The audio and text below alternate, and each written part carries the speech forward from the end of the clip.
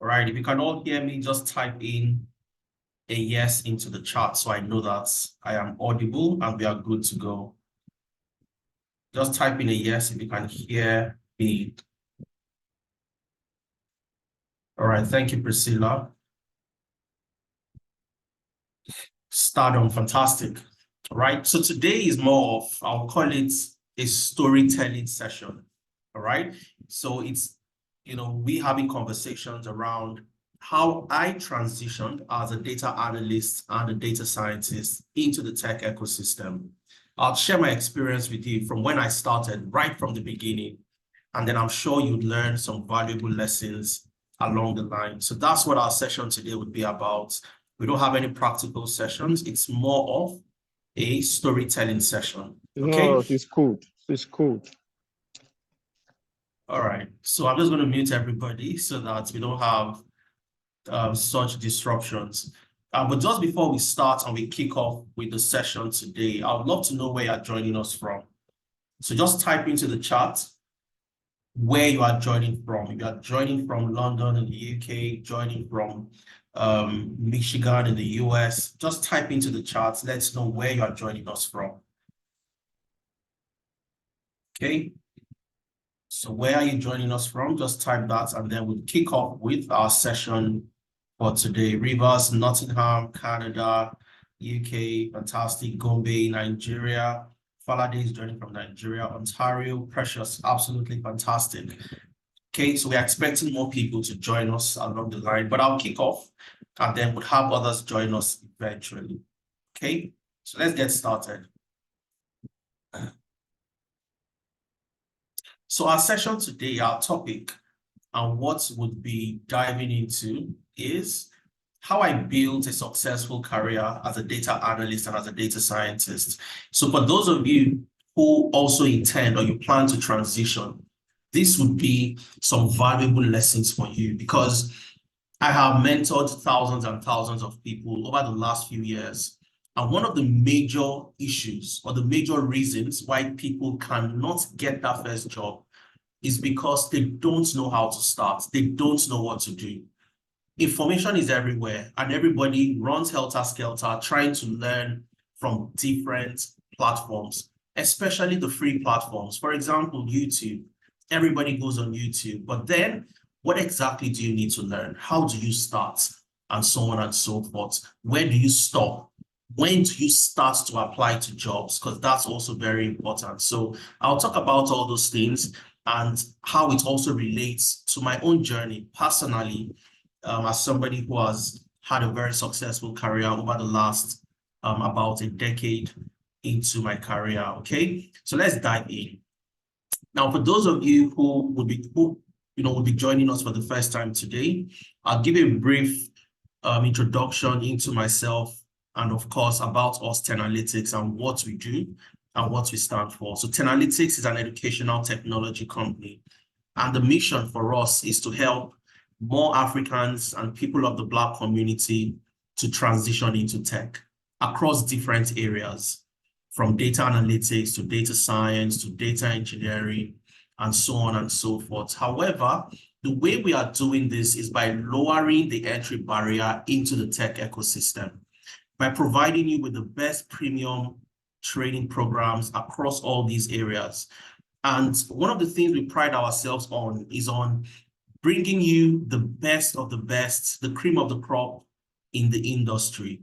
So the people that will train you and teach you are those who have done the job, but they are currently still doing the job, and they've worked with some of the biggest organizations across the globe, from Apple to Microsoft to McKinsey to Coca-Cola, Deloitte, and so on and so forth. Okay.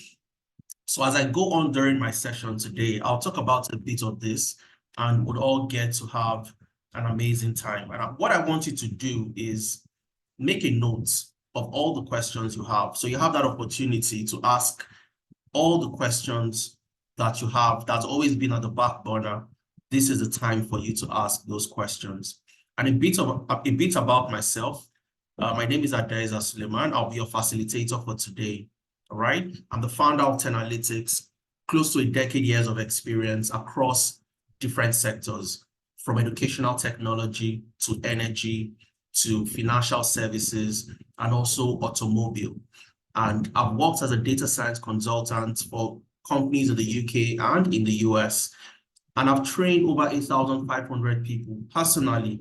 And in my capacity as the founder of Data Analytics, helped over 2,000 people to transition into the tech ecosystem across the globe, the US, the UK, Canada, across Europe, in Poland, in Germany, in Nigeria, in Africa, from Ghana to Nigeria, and so on and so forth. All right. So today is diving into my life story, my life journey, and how I was able to get into tech and close to a decade now, still within the ecosystem and had a successful career. For those of you who want to start and get started, I'm sure this would be some very interesting lessons that you get to learn along the line. So the very first thing is, we'll start with my journey. I'll tell you how I got started, where I am today, how you can also get your journey started. And of course, we're looking at two major career paths, which are the major career paths that myself have succeeded and thrived over different organizations. And that's the data analyst role and the data scientist role. The two roles, I'm going to talk about them in detail and how you can transition into either of the two. What do you need to learn and how you need to learn these skills, all right? And the last phase of our session today would be introducing you to our upcoming program, which commences next week, Saturday, the 3rd of February, 2024. And that's what our session today would look like. Okay, so let's get right into it. How it all began. Okay, how it all began. Where did I start from? How did I transition, and so on and so forth. So sit back, relax, and let's enjoy the journey together. All right, so the first part of the journey we'll be looking at is the journey of interest, which was also, fired, or I would say driven by impact and money. All right, and I'll talk about that. So it started with an interest. I had an interest to get into the tech ecosystem. It wasn't deliberate. It happened by chance, and I'll tell you how it all happened. All right, first of all, my first degree was in industrial chemistry. So I had nothing related to tech, just like so many of you who studied biochemistry, you studied philosophy or something else, you studied economics and so on and so forth. I studied industrial chemistry, nothing related to tech. But then I found myself in an organization called FITC. This was my very first company, professional experience.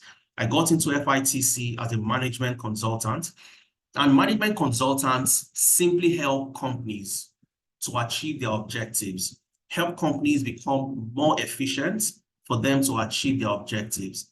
That's the overview of a management consulting role. All right. So I got a job with FITC as a management consultant, and FITC is owned by the Central Bank of Nigeria, the CBN, the NDIC, the Nigeria Deposit Insurance Corporation, and also the Bankers Committee, comprising of all the commercial banks in Nigeria. All right. So I got into this company as a management consultant. Remember, first degree was in industrial chemistry. But then as a management consultant, one of the benefits of being a management consultant is you get to work on interesting projects, process optimization projects, organization restructuring projects, and so on, where you look at the organization, you try to find out where they have loopholes, why the organization is not performing the way they should perform, and then you provide recommendations. So typically what happens is you'll find yourself in a team of consultants, multiple consultants, and then each member of the team would have their own different, responsibilities. And that was what I was doing basically. So I worked for so many companies, especially within the financial services sector, because FITC was providing professional services, right? Professional services to the financial services sector. So when I say I have experience in the financial services sector, it comes from FITC. And most of the projects that I worked on were for organizations like like BOI, the Bank of Industry, the Bank of Agriculture. I also had projects with Access Bank, with the Security and Exchange Commissions in Nigeria, the SEC, that regulates the capital markets in Nigeria. And of course, I also got to work with NDIC, which is also one of the founders and the owners of FITC itself as a company, the Nigeria Deposit Insurance Corporation. So I worked on so many projects, and I got to see the amazing opportunities in all these different organizations. But one thing that also stuck out to me was when you are working on organization restructuring projects, you get to also have to analyze data, okay? Because you want to see the performance in terms of revenue. How is this company performing over the last 5 years? Where has the revenue been coming from? Okay, what has given them the best performance in terms of profits, the profit margin, and so many of these things. So you need data to do all of this. But I was on the team and I did not have the data skills to carry out all those activities. But I could see other team members who provided these particular services, analyzing the data, doing presentations, and I got very interested in doing that. So what eventually changed the game for me and got me interested in data was when I had a project with NNPC, one of the largest integrated oil and gas company in Nigeria. So I was on a project working with FITC, but also providing, working as a consultant for NNPC. So FITC was a consultant on that organization restructuring project. And I happened to be on that project. And it was the project I would say that changed everything for me. For 2 years, I flew, so this was just a fun fact. I knew that no matter what happens, I don't think I'm ever going to die in a plane crash. Even if I'm going to die, it's likely not going to be in a plane crash. Why? Because for 2 years on this project, I was flying from Lagos to Abuja every Monday morning, first flight at 7 a.m. and I returned back to Lagos 2 p.m. on Friday, every single week. And I did that for 2 years. So if I flew for that, for that much for 2 years and I did not die in a plane crash, then definitely I don't think, that's ever going to happen. And that's just, digressing on a lighter note. So I worked on this project for the NNPC, and this was what changed everything for me, all right? The project was an organization restructuring project, like I said. And for organization restructuring, you would look into the organization, the different departments, the different business units, the autonomous business units, the strategic business units, each department, to try to find where this company has challenges and how solutions can be provided, okay? And while I was on this project, I did my very first end-to-end data analytics, task, if I could call it that. And I'll tell you how this task was given to me, even though I had no experience.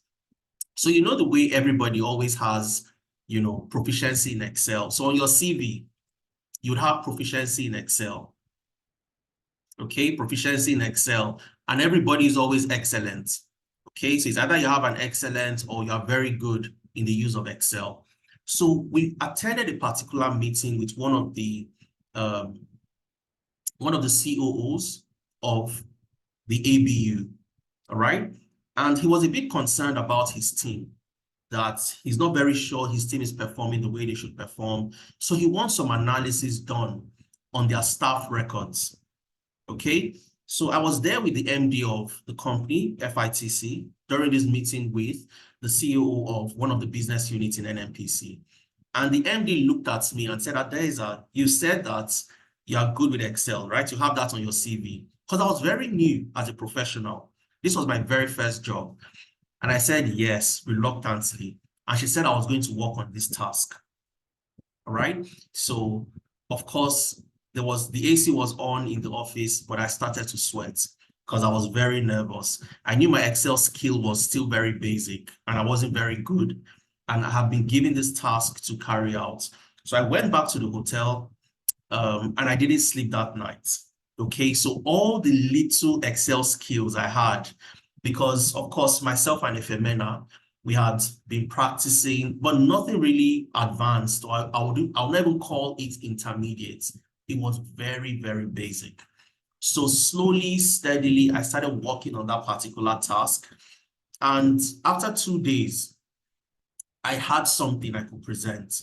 Now, working on that task with my basic Excel skills, I was also looking online.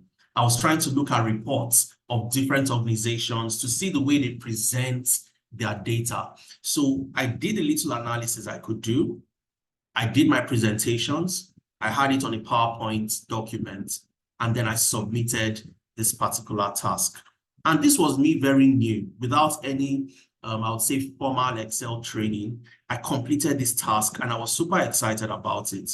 Now, I had recommendations based on the analysis I had done. And these recommendations were used to do what? Make major changes in the NNPC, restructuring different parts, creating a succession plan out of the recommendations I had gotten. Because I could see some things from the data that, of course, they're confidential, so I can't talk about them here. But I could see some things that from the data, I could tell that for you to have continuity in terms of people capacity to deliver on the job and so on, you need to make some changes. All right. And I had those recommendations, and the changes were published in the newspaper based on the recommendation I had done. And of course, the recommendations were also presented to the presidency, to the vice president, to be specific, and all the recommendations were approved. I won 2 awards on this particular project. Now, but I want us to remember this. I had no formal training on Excel. My Excel skills were very, very basic. And I did a lot of things manually that, looking at them now, looking back, I'll tell you for a fact that I even feel very embarrassed that I created such reports, because it seemed very shabby to me. But because I was the only person that had little Excel skills on the team, and I was the only one that could do that task, I got the job done, and everybody seemed to be very impressed. I got 2 awards presented to the presidency, and my recommendations were taken on board and used to restructure a very large organization like the NNPC. And that was where it dawned on me that I think I'm onto something interesting. So prior to this time, myself and Efemena, the co-founder of Data Analytics, we had always been saying that we wanted to do more. Management consulting was not so interesting to us. And this was I'll say about a year into our career, but we wanted more. We were always hungry for more. So we had started to do some research and see where we had opportunities. And data analytics was something that came up. Data analytics, data science. We saw in one article by the Harvard Business Review that data science is the sexiest job of the 21st century. So that got us excited. So when I did these reports and I saw the impact that these reports had, I was blown away. And it dawned on me, and I knew that I was definitely going to have a career in data analytics. So this sparked that interest in me. And this was where the interest came from, I would say largely. All right. And of course, it also dawned on me that if I'm so young at this stage of my career, and I can stand in front of the vice president, I can stand in front of very senior executives, and they want to listen to what I have to say, it means that I have a lot of impact to deliver in any organization. And impact always comes with what? With money. So, and this is where the interest, came up from, and also driven by impact and the money that I saw, that the potential of also getting a lot of money out of this. And the award did not just come as awards. When they paid bonus that year, when FITC paid bonus for that year, I got the highest bonus, I would say, for my category in the organization, simply because of this project and what I had delivered. But bear in mind, I used basic Excel skills. All right. So this is the very first journey, the very first part of my journey, the interest and where it came from. And I want us to pick 1 or 2 lessons from here. The very first one was, I had no background. I had no degree in computer. I had no background in tech, nothing at all. All right. It was just interest. I had basic Excel skills. They gave me a task and I did all I could to come up with something. And they were so impressed with what I did. Now, moving to the second part of my journey, I would call it the journey of learning and teaching. Okay. And doing it afraid. And I wasn't scared of failing. And I would explain what this all means. All right. The journey of learning and teaching. So I had seen that there was a whole lot of opportunity within the space. So how do I improve on my skills? So even when I got back to the office, like I said, I was shuttling Abuja, Lagos every single week. So on this particular day, I got back from Abuja, I went into the office, and then I was discussing with a colleague of mine, and he asked, I heard about the project you worked on. Can I see the reports? And I showed him the reports, and he started to talk to me about different things I could have done to even make it better. Okay, because of course he knew Excel more than I did at that time. So that was where I realized that I can't just stick to these skills. I have to improve and keep on learning. All right. So myself and Efemena, we decided that we're going to get into this full time and start learning. So I was learning, Efemena was learning, and together we were teaching each other. So I learned something. Oh, if you know you can do this a lot faster. Oh, how? So you guys might not know Efemena, but we met over about 10 years ago. All right. We started in the same organization. So this was my seat. And Efemena's seat was just at the other side because we had an open floor office. So I learned something. I'll show Efemena that, oh, can you see this thing? This is what I think is very fast. You can do this a lot faster. Efemena learned something new, and he always showed me as well. So we were learning from each other, right? So I would learn, I would share, Efemena would learn, and would also share with me. Now, we started to build new skills.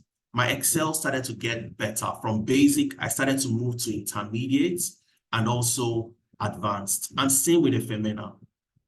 But I'll tell you for a fact, it was very tough for us. Very, very tough because we were just learning everything. And there was no guidance to say that this is what you should learn and this is how you should learn. We're consuming materials that were relevant and those that were irrelevant at the same time. So it took us a lot of time, most especially whenever we got stuck. So because we're learning new things, there's always that time that you try to do something. You've seen the person do it. You watch it. You've seen the person do it. You try to do the same thing, but then you get stuck and there is nobody to ask questions. So we had those problems. However, we knew that we had to put our skills into practice at the same time.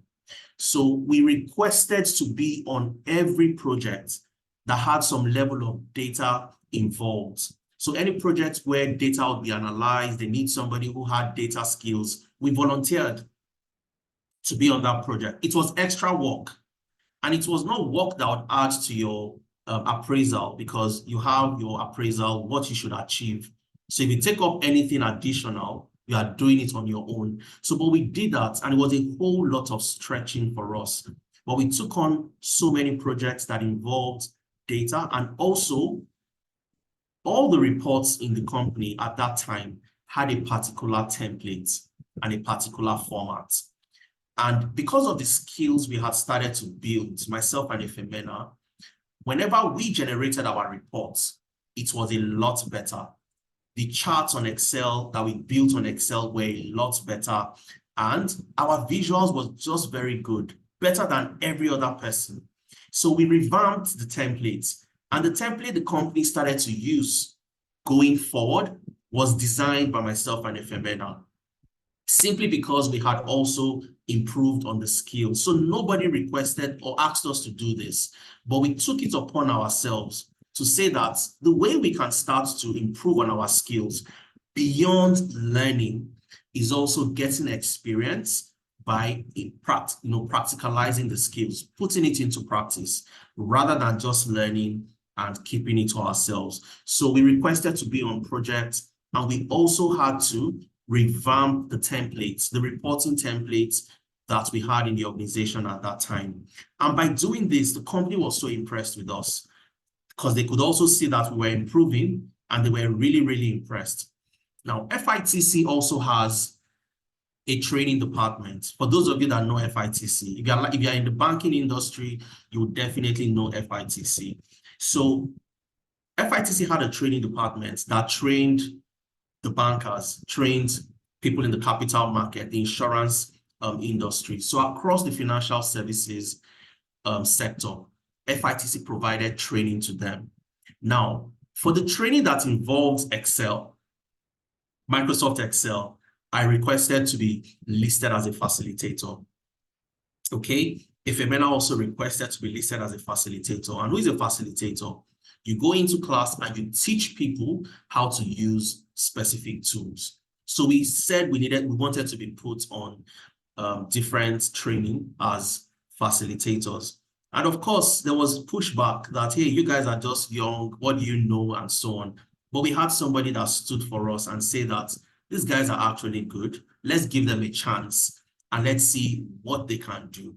All right. So from the training department, they took a chance on us and they gave us the opportunity to train other people. And we started to train. And the very first training I had, it was a physical training. It's not now that everything is virtual.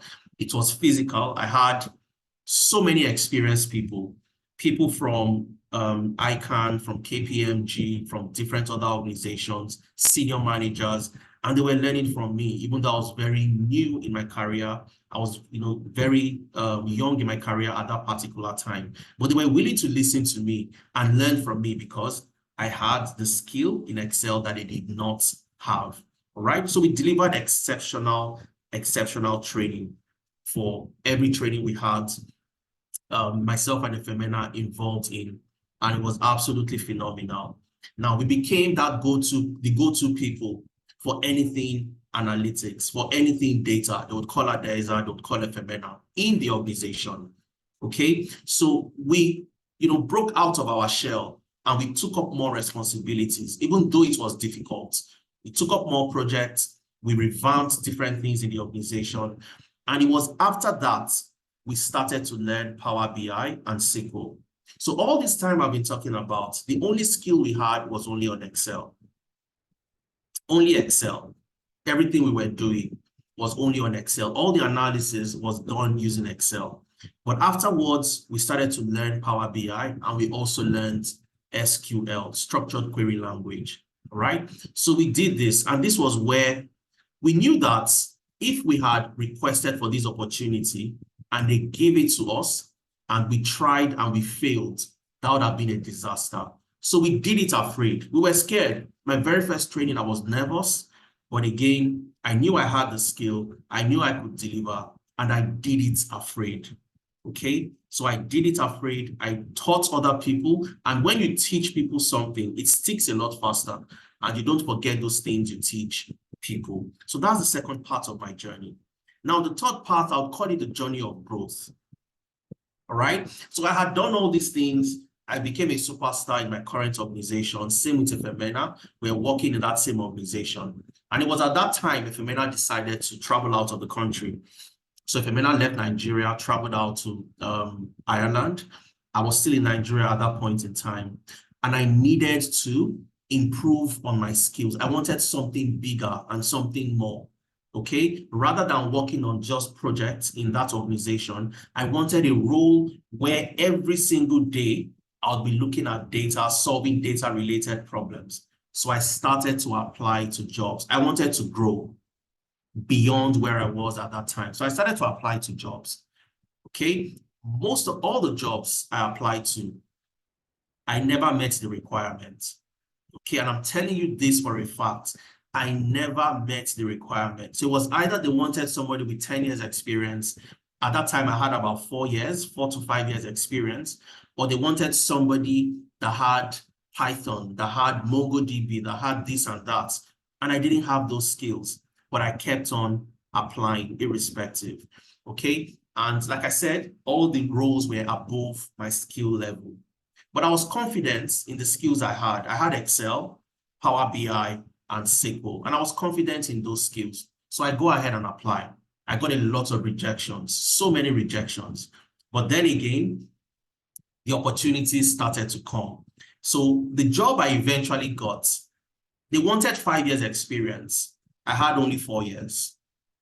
I mean, they wanted 5 years cognate experience, meaning that working as a data analyst for 5 years. I only had 4 years working on projects in my organization at that time. All right. They also wanted somebody that had a BSc in economics, statistics, or business intelligence. My BSc, my first degree was in industrial chemistry. I did not meet that requirement as well. They also wanted somebody that understood or knew how to use Python, MongoDB, which is a big data tool, Excel, Power BI, and SQL. I didn't know Python at that time. I had no clue what MongoDB was all about. I didn't even know it existed. I only knew Excel, Power BI, and SQL. But then I still went ahead and I applied. To cut the long story short, I got the job as an MIS analyst. An MIS analyst is simply a data analyst who does management reporting. So you analyze the business, analyze the data generated by the business, come up with insights and recommendations based on your analysis, and then you share that with the management for them to take data-driven decisions. All right. So that was the job I got as a management information system analyst, MIS. So it wasn't even a data analyst role. It was a data analyst role that focused on management reporting. Okay. So I got this job, and this was where I would say everything changed. So two major, I would say two major impacts in my career journey. The first one was the NNPC project. The second one was moving into this company. All right. And this company it had other companies. So it was a group company with so many other companies. And working as an MIS analyst in this organization gave me the opportunity to work for 4 different companies simultaneously. So not working for 4 companies at different intervals or different times. The same time working for 4 different companies, managing, analyzing their performance. And this company where I got the job as an MIS analyst is Sahara Group. Sahara Group is one of the largest energy conglomerates across sub-Saharan Africa. So I got the job with Sahara Group, and working with Sahara Group, I was focused on the power sector. So I worked with Sahara Power Group, where we had 4 different companies. I was analyzing, extracting insights, giving recommendations for the companies to take decisions. So the owners of the company, the owners of Sahara, always want to know what is going on in these companies. What is the data saying? What decisions do we need to take? And so on and so forth. So this was the job I was doing on a day-to-day basis. So I was managing a company like Egbin Power PLC. Egbin Power PLC is the largest privately owned power generating company in sub-Saharan Africa. I was doing analysis for them, extracting insights, giving recommendations to both the company and also to the owners of the entire group. So this is what we need to do. So we always had these sessions where we gave presentations quarterly, every quarter, and we also submitted reports every single month, and to show where we could improve efficiency, where we were losing money, what we should do to ensure that we improve the performance of the organization in general. So that was one of the companies, Egbin Power PLC. I was also focused on analyzing the performance, coming up with insights for Ikeja Electric, which is another company under the Sahara Power Group. And Ikeja Electric is the largest privately owned power distribution company in West Africa. I also focused on FIPL, First Independent Power Limited. Same, another company, different company entirely, still under the power group. And FIPL is a power generating company in Rivers State in Nigeria. And the last company was a training company called ETC, Energy Trading Center. And this is a training company for the manufacturing and the power sector. All right. So 4 different companies And the focus every day of my life was on ensuring that these companies are profitable. These companies are efficient. These companies don't lose money. These companies can improve on their revenue and their efficiency. And I worked for these 4 companies while I was in Sahara Power Group as an MIS analyst. And this was where I did my very best work as a data analyst. And of course, this was the first day I joined, and you can see the company welcoming me to Sahara as an MIS analyst. All right. So this is the 3rd phase of my career. And this was where, even while I was working with Sahara Group, I did not stop there. Okay. I wanted to grow a lot further. I wanted to grow a lot bigger. And I also wanted to get international experience. So while in Nigeria, I was also working for companies in the US and also in the UK. While working for those companies in the US and in the UK, I also built my own personal project. So I got projects from time to time, and then I worked on those projects, added them to my portfolio, because I know that from interviews that I got from these companies abroad, they always want to see what you have done. So show me the projects you have worked on. All right. Can you share the link to your portfolio? Those were the type of things they were asking me. And of course, I can't show them the work I was doing with Sahara at that time, or all the companies within Sahara Power Group, because that's confidential. Okay. So I had to build my own portfolio of different projects, getting data from different sources, and so on and so forth. So I got to build my experience, also working through projects, and built my portfolio because I wanted to get these companies. Now, remember at this time, Ifemena had moved abroad. So he had moved from Ireland, he had moved to the UK, and started to get a lot of contracts. And for anybody in the UK, you would also understand that contract jobs would pay you the highest, all right? Because you're not a full-time employee. You are simply just working on those contracts, fixed-term contracts for 3 months, 6 months, and thereabout, and you get paid a whole lot of money. So if Emena would get these projects, the different contracts, and would work on the projects together, myself and Efemena, and I was in Nigeria working for companies abroad, and at the same time, I had my full-time job. Okay, and I was earning in euros and living in Nigeria. So life was good, fantastic. And then when I started working on this project, I also got to find out that to earn a lot higher, I needed to add to my skill set. Okay, to earn more money on those type of projects, I needed to work on my skill set. And it was at that time I started to learn Python.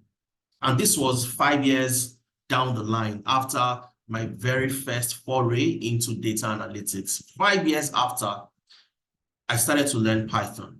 Okay, so I picked up Python, I picked up machine learning, of course, still using Python, and also computer vision. And this was where I transitioned from data analytics into data science. From data analytics into data science. So I started to work on more data science projects because they paid me a lot higher, right? So that was how I transitioned into data science. So I worked on multiple projects for different organizations, the UK, in the US, and I was earning money, earning in foreign currency while in Nigeria. COVID came in 2020, all right? And I saw the opportunities I was getting. And this was me who started out very young in my career. I stumbled into data analytics by working on a project that I never knew I would be able to do for NNPC. I completed our project. I had worked on so many other projects. I joined Sahara Power Group, where I worked with 4 different companies, and I saw the remarkable opportunities. And even from Nigeria, I had to reject projects at some point because there were too many projects to work on at a given time. So I rejected so many projects. And it dawned on me that if you had these massive opportunities, and we also had so many people who were traveling, relocating at that time, and were focusing on doing jobs that ordinarily they would not love to do. And I had to interact with people and found out that people think that it's so complex and so difficult to transition. And that was where we started 10 Analytics to help more people that looked like me, more Africans. I remember a story Efemena told me when he was still in Ireland. He went to Google. He visited Google they had an excursion or something like that. So he visited Google. And one of the questions he asked was, can I see the type of tools you use for your analysis? And he was shocked. A lot of them were using Excel to do their analysis. All right. And this was Google, one of the largest, if not the largest, data related company in the world today. And they were using Excel for the analysis at that time. So we realized that to get more people into tech requires a whole lot of education. People need to know it's not as complex or it's not as difficult as it should be. All you need to do is have a constructive learning approach, have people that can walk you through the ropes and tell you exactly what to do. And that was where we started 10 Analytics, to help more people to make this transition and also get jobs in the ecosystem. In 2022, I resigned from full-time employment. I stopped working full-time in 2022. I moved to the UK, got a master's in big data science and technology, which was just a nice to have for me. All right, just a nice to have with a master's in big data science and technology. And I also got to work with Belron Group in the UK, and they also had an office in the US. So when you see automobile sector as one of the sectors I've worked in during my career, that was with Belron. So Belron is an automotive services company. They provide glasses services. So you have a crack on the windscreen. They provide services to either repair that crack or replace the entire glass for you eventually. So I did customer insights analysis for them, working in the UK and also for their company in the US. So this was where contracts and working on projects for companies abroad exposed me into the opportunities and more opportunities within the space, and seeing the immense opportunities somebody like me from Nigeria could get working for companies abroad. It's also sparked the interest of what's coming up with 10 Analytics to help more people to also make that transition eventually. And the final part of the story was helping different people by impacting them through 10 Analytics, reshaping the narrative where you have only Indians. So one of the things that I saw moving into the UK, interacting with different people, was so many Nigerians, so many Ghanaians, Zimbabweans from across the globe, working in warehouses, working as care workers, all right? And there was no ambition to even get something better. And the opportunities were there. The demand for these jobs were immense. And all we needed to do is to what? Start to shape the narrative. Don't follow the herd mentality. There are so many other opportunities. And slowly and steadily, we started to help so many Africans, so many Nigerians, and so many people across the globe to get their very first jobs in tech. So before 2022, we had helped over 1,000 people to transition into the tech ecosystem. And by last year, 2023, we had helped over 2,000 people across multiple continents and multiple areas, from data analytics to data science to data engineering to business analysis, to get their very first jobs in tech. And we partnered with so many other organizations. We partnered with the Nigerian Student Society in Bradford in the UK to help get more people into tech. We also partnered with so many recruitment agencies in the UK. We partnered with Hayes. We partnered with Robert Half in Canada. And the goal was to help get people into the tech ecosystem, especially people of the Black community. And of course, we implemented scholarship programs, because that was last year, 2023, because we had seen that just 25% of tech roles are held by women. Okay, so while you had a lot of demand in tech, women were not transitioning. And you had organizations that had a priority. So if we have 10 applications for a role and we are torn between maybe 2-3 people, if one of them is a woman, would give some, priority and some preference towards that particular person. So we also did our bits in ensuring that we got more women into tech.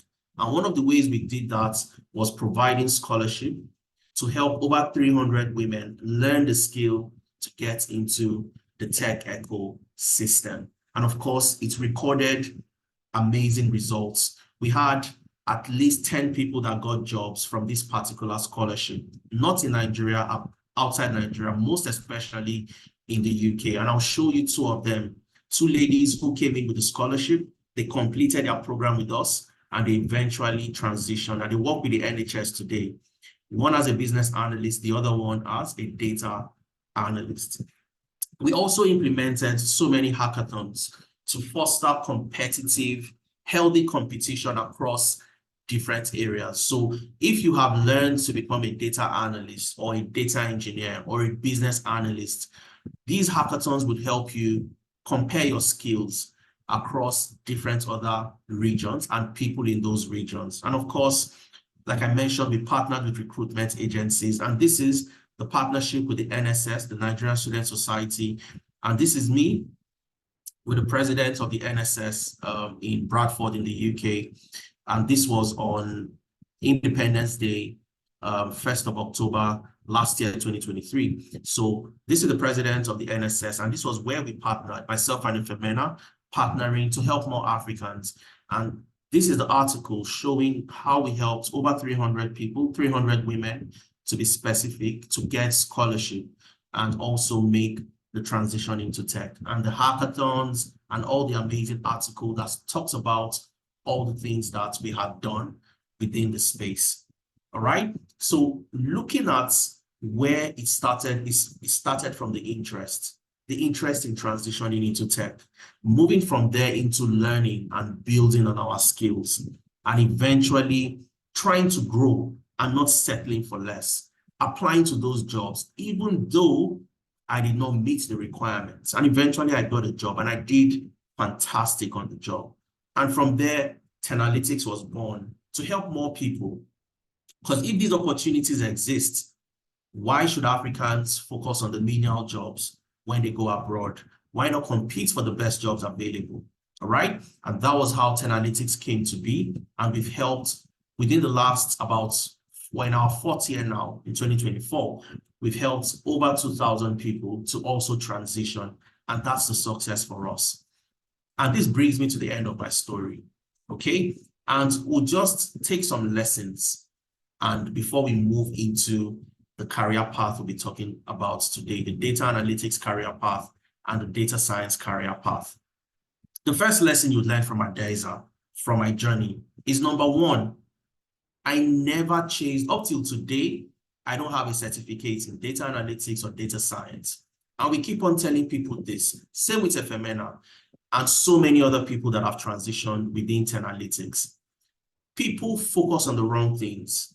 All right. And in all my experience, working for Nigerian companies, working for companies abroad in the US and the UK, not a single time anybody asked for my first degree or asked for a certificate.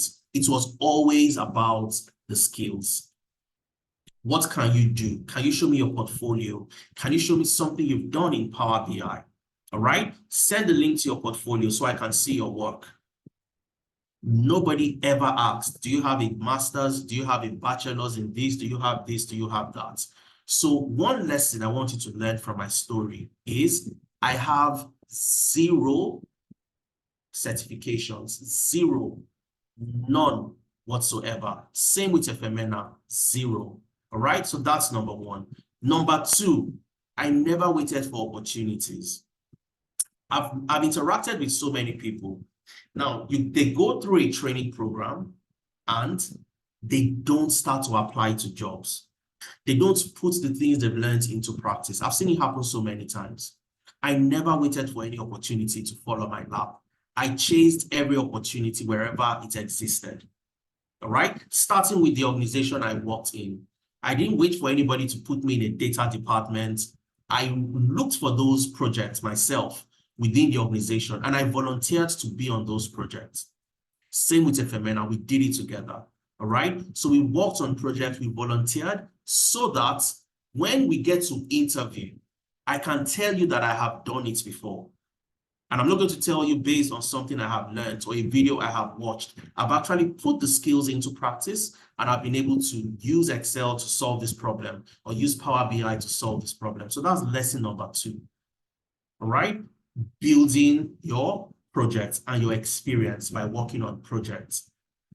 Third lesson we can take from Adeza is Adeza did not wait to have all the skills before he started to apply to jobs. And this is for the ladies on the call. Ladies will only wait until they have 100% of the requirements before they apply. Remember, when I applied to work with Sahara Group, they requested for so many things I did not have. Okay? I didn't even know what MongoDB was all about at that time. I had 0 Python skills. But guess what? I got the job. And the story of the entire recruitment process is another story for another day. All right. Maybe by the end, if we have time and you'd love to hear that story, I can walk you through from the beginning till the end. It was about 5 different stages. Okay. But I got the job eventually. Do not wait until you meet all the requirements. So what people do, which is a very big mistake, is you go to a particular job advert and you see that the job requires Python, Excel, Cassandra, Power BI. You have Excel, you have Power BI. You don't even know what Cassandra is. You don't have Python, and you leave it and you don't apply. Please, as long as you meet 60 to 70% of the job requirements, go ahead and apply. Because guess what? Every job advert you see out there is a fishing net thrown by the HR in any organization. All right. It is a wish list. We call it a wish list. So it's a list that HR hopes I'm going to get somebody that has all these skills. Most of the time, not relevant to the job you'd like to do. And let me tell you this. When I worked in Sahara, real life practical experience, they wanted me to have MongoDB, correct? They wanted me to have Python, correct? There was no time any task I needed to achieve in that company required the use of MongoDB or Python. Never, not a single time. Every single thing I needed to do on that job could be done using Excel, Power BI, and SQL. In fact, my very first project when I got the job was on a data warehousing project, which is 100% Excel. So there was 100% SQL, structured query language, I beg your pardon. So there was no time. So I started to imagine that, why did you guys now have MongoDB on the job adverts? Why did you have Python on the job adverts? Even if you know that on the job itself, the reality is you will never use those skills. And that's why I always tell people who care to listen, every job advert you see there is a what? Is a wish list. So if you meet 60 to 70%, please go ahead and apply. And this is not just my personal story. So many of our participants that have gotten jobs, both with the NHS, Jaguar Land Rover, different organizations in the UK, the US, and Canada, you don't need to meet all the requirements. All right. So that's another lesson I want you to take from my own story, my personal story. And finally, learning was always continuous for me. It was never a destination. There was no time I felt that I have learned everything and I don't need to learn again. Learning is a continuous journey. It never stops. Even today, I still learn new skills. All right. I still learn new skills today. So learning is never a destination. And people make the mistake because you want to learn everything before you apply to that job. And it is impossible, even though I hate the word impossible. I don't like using it. But it is practically impossible to learn all the skills before you apply to a job. All right? So don't look at learning as something I have to do within a specific period and that's it. No, you are always going to learn. The organization is going to train you eventually, irrespective of the skills you think you have. All right? I started learning Python after over 5 years of only using Excel, Power BI, and SQL. That was when I started to learn Python. And the reason why I did was because I wanted to work on more projects that would pay me more eventually. And that was why I picked up Python. Not because I needed to use it on my own job at that particular point in time. All right. So these 4 lessons are lessons you can pick from my own story. Okay. And I'll talk about the different career path, the data analyst, the data scientist, and I would also love to take questions from you if you have questions. Somebody's asking, so here are my current roles, same, seriously struggling. Thanks for that lesson. So what exactly, Enoch, are you talking about? Please let me know. I'm not sure I got the specific area. Collaboration over competition, absolutely precious. And that was where Efemena and I became very close friends. And today we are business partners. Efemena is the co-founder of 10 Analytics. All right. So it was always collaboration. I didn't feel I knew more than somebody or somebody knew more than me. We synergized. And from that, we're able to build amazing stuff eventually. So always collaborate. When you learn, one of the things I always tell people to do, try to teach it to somebody. When you teach another person, what happens? The skills will start to build up. And you see that expertise comes from there as well. So these are the 4 key lessons I want you to take from my own story. All right.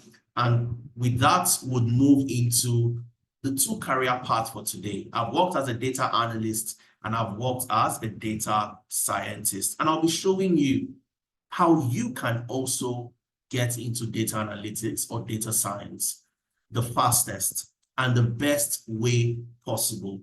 Learning from people who have done it before. They've seen where the loopholes are. They've seen where the mistakes are. All right. What you lose in experience, how do you gain that by working on projects? All right. Rather than chasing certificates, how do you chase the skills so you can showcase this during interviews? Okay. So I'll be talking about this and I'll show you how you can also transition as well. Jamila is asking a question. What if in your current company or industry, no opportunities to work on data-related tasks? That's not a problem at all, Jamila. If there are no opportunities in your current organization, that's why you have projects. So I didn't just decide to work on only projects in my organization at that time. No, I worked on external projects. And how do you work on external projects? Simple. Data sources are available everywhere. Kaggle.com/datasets. You'll get data sets on any topic. Get those data sets and work on the project. If it's Power BI, use Power BI to solve that particular project and add it to your portfolio. Come up with your recommendations. Come up with the questions you'd like to answer. I've worked on healthcare related projects. I've never worked in the healthcare sector. All right. I've worked on supply chain related projects. I've never done supply chain. But if you want to hire me for a supply chain role, or you want to hire me to work in any healthcare company, I'll speak like I have done it before. Because I have worked on so many projects and so many data sets that are healthcare related. And that's how you build the experience, Jamila. Okay. Let me see. Okay, can I write the website? Absolutely. It's Kaggle. Kaggle it's a very popular one. Okay, it's all over the place. Kaggle.com/datasets. I'm not sure if it's data sets with an S. I think it's with an S, but it's kaggle.com/datasets. You'll get any data set you want. Let's see. All right. Another question. This is from AD Yusuf. Thank you for the eye opener. This is really great motivational story. Absolutely. It's a story that came with a lot of hard work and a lot of dedication. And what we've done at 10 Analytics is to take all that hard work and all the experience for close to a decade and put it into a package that is easy for somebody like Jamila to go through that. You don't make the same mistakes I made. And you get to learn from me, you get to learn from Efemena and so many other industry experts. And people would ask the question, and right from when I got into data analytics and data science, people would always ask that, are these roles not saturated? because a lot of people talk about it. Is it not saturated? Saturation is the last thing you can expect from these two roles. And the reason is simple. And I'll tell you why. 90% of the data generated in the world today was generated in the last 5 years. In the last 5 years. So 90% of the data that exists today was generated in the last 5 years. So data has never been generated at this scale before. The volume and the veracity at which data is generated is unprecedented. So organizations need people with the skills to help manage that data, store the data, analyze the data, and make sense of that data. And that's why data analysts, data scientists would always be in demand every single time. And you also get to command fantastic salaries. In the UK, for example, a data analyst would earn on the average over 40,000 pounds per annum, and that's the average. In Canada, about 64,000 Canadian dollars. In the US, over 72,000 US dollars. And as a data scientist, you get to earn a little higher rather, than the data analyst. 55,000 pounds per annum in the UK. In Canada, 94,000 Canadian dollars. And in the US, 6 figures, 121,000 US dollars. All right, we're going to talk about how to get into these roles. But first of all, is a data analyst or a data scientist, are these roles still in demand? One of the reports we always like to look at, because as a data company, we do our own analysis to see in the last 5 years, what has been the rate of demand for these specific roles in the last 5 years. And we also benchmark this with different other reports to validate what we've done.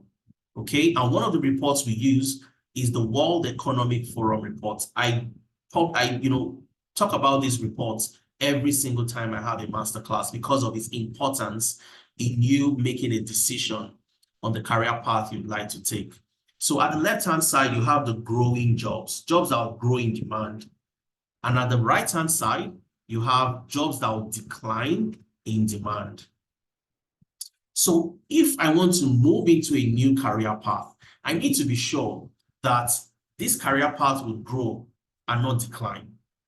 Okay? And you'll definitely see the data analyst and the data scientist role. These are roles that will grow in demand in the next 5 to 10 years. And the World Economic Forum have been very, very accurate in coming up with these projections. Okay? I would love to take questions about my career transitioning story. So if you have questions, please just note it down. Okay, when we get there, I would love to take your questions. All right. So the data analyst and the data scientist, according to the World Economic Forum, would always be in demand. And like I mentioned, this is simply stemming from the fact that the data we generate today is at a level that it has been unprecedented. And organizations need professionals that can help them work on that data, extract insight from the data, and so on and so forth. All right. So how do you land your first job as a data analyst or data scientist? Looking at my experience, myself, Ifemena, and looking at what the market currently demands, we came up with a principle called the SAS principle. If you want to get any job, especially in the major economies, you are in the UK, you are in Canada, you are in the US, you are in Europe, and you want to get a job, if you don't follow these principles, you're not likely going to get that job. And the first one is the S. And when I gave my story, I touched on a couple of them, a couple of the things I'll be saying now, I touched on them, all right? And the very first one is S, which we call show your workings. Show your what? Your workings. Show me what you've done before so that I know how good you are, okay? And always remember, tech is skill-based. It is what? Skill-based. Organizations want to know that you have the skill and you have implemented the skill before in solving problems. So it is always competence over credentials every single time. You never chase the certificates. If you feel that for any reason, I want to just get the certificate to feel good because of where you come from. As Africans, that's what we know. I need a certificate to validate what I have. But the reality is these organizations don't care. Today, you have companies, about 50% of the companies in the tech ecosystem in the US are ditching the first degree. You don't need to have a first degree to get a job in tech. Okay, what they want from you is for you to have the skills. Let me see your portfolio and let me see the quality of the work you've done. So it's always competence over credentials. That should be the focus for you. Stop chasing certificates, chase the skills. Don't put the cart before the horse. You're never going to move anywhere. Build a portfolio to showcase your work. That should be your proof of work. Showcase your portfolio, and it also shows the depth of the skills that you have. When you're asked questions during interviews, recruiters are not going to ask you, oh, how many times did you sit for an exam to pass the exam? Nobody would ask you those questions. But you'll be asked questions like, tell me about a time you have used Python to build a machine learning model. What machine learning algorithms are you familiar with? And can you tell me how you've used one of those algorithms to solve a problem? Those are the type of questions they would ask you because they want to know how well you have used those skills to solve problems. They want people that can do the job, not people that have a paper in their hands, all right? Number 3 is you want to document your journey and learn in public. One thing I always tell people is at the end of today's session, a lot of you would send me LinkedIn requests, connection requests. You go on LinkedIn and you do a search for who Adeza is, who Data Analytics is. You as a professional who also wants to get a job as a data analyst and data scientist, organizations would go on your LinkedIn profile to check you out. Are you the same person on paper? Are you that same persona? Do you have a persona that is different from who you are on paper? And that's why when you speak about data analytics concept, data science concept on your LinkedIn profile, that gives you an edge over the other person that does not, because recruiters would go there to check. So always document your journey and learn in public. So that's the very first one. The second thing you need to do is your job application. Okay, you can't just put in volume. Yes, you have to put in the volume, but the focus for you is not just the volume. It is on quality volume. So when you're applying to jobs, today it's a lot easier. During my days, I had no clue that there was anything like job matching, or there was anything like tailoring my CV and things like that. So what I would do, and I didn't know there were tools that could actually help me do it and do it fast. So what I would do is to look at the job requirements, look at my CV, make some adjustments, and put in my application. All right? But today you have tools that can help you with doing your job match, taking your CV, taking the job requirements and matching it to tell you that these are the areas where you have gaps. And these are the areas where you need to make changes. Okay, and these are the things we teach you at Data Analytics, because without this, your CV is never going to get into the pool for those that come for interviews. So tailoring your CV to every job application becomes very important. You're not going to take one CV and apply to 100 jobs. You will take 100 CVs and apply to 100 jobs. And that's only when you start to get positive outcomes. When I used to apply to jobs then, if I show you my job application folder, I have folders for every single role. The name of the company, the job advert, the CV I used for that particular company. I never used one CV for 2 companies. And that's the only way you can get results, because you must always tailor your CV to the job you are trying to get, okay? And you must always match. Do something we call job matching, which is where you take the keywords from the job requirement. The job requires somebody who has cross-functional experience working in different teams, who has Microsoft Excel, Microsoft Power BI. So you look at the keywords listed in the job requirements and ensure that you also have those keywords in your CV so that when your CV goes through the ATS, the applicant tracking system, what happens? It sees that your CV matches the job by maybe 85% and above. And then they call you up for an interview. But when you don't have those keywords on your CV, what happens? You have a lower match of about maybe 60% or 65%. And that's where you see immediately you get a rejection. That unfortunately, you're not moving to the next stage and so on and so forth. So you must also do this. And of course, lastly, the next S in the SAS principle that you must implement is the ability to sell yourself.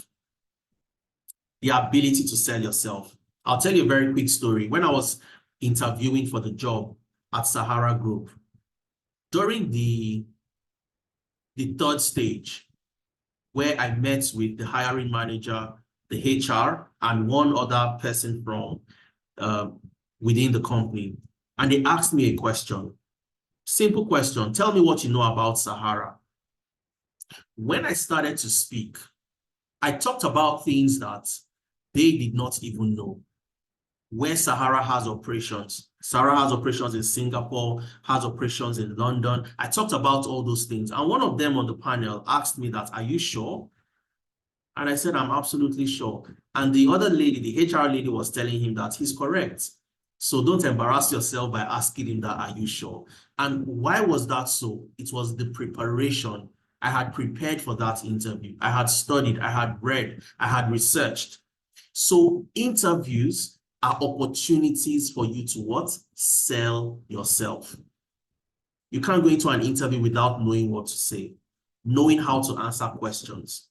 So you must know how to sell yourself. Very important. You must know how to use different techniques to introduce yourself. When they say, let's get to know you, tell me about yourself. How do you introduce yourself? Using an approach called the SEAT approach. S-E-A-T, SEAT. S for skills, E for experience, A for achievements, and T for type of person. Okay, so you start by talking about your skills, then you move into your experience, you talk about your achievements, and then your type of person or traits, which must align to the core values of that company you are trying to get into. So the core values of the company is professionalism, punctuality, loyalty. You want to talk about you being somebody who is professional, who is loyal, who is punctual, and so on. And you introduce yourself using this technique and not just talking, rambling, left and right, and not saying something coherent at the end of the day. How do you also answer competency-based questions? Very important. And this is where the marks for competency-based questions are a lot higher than any other part of the interview. And this is where they try to assess your competence, how good you are with the skills that you say you bring to the table.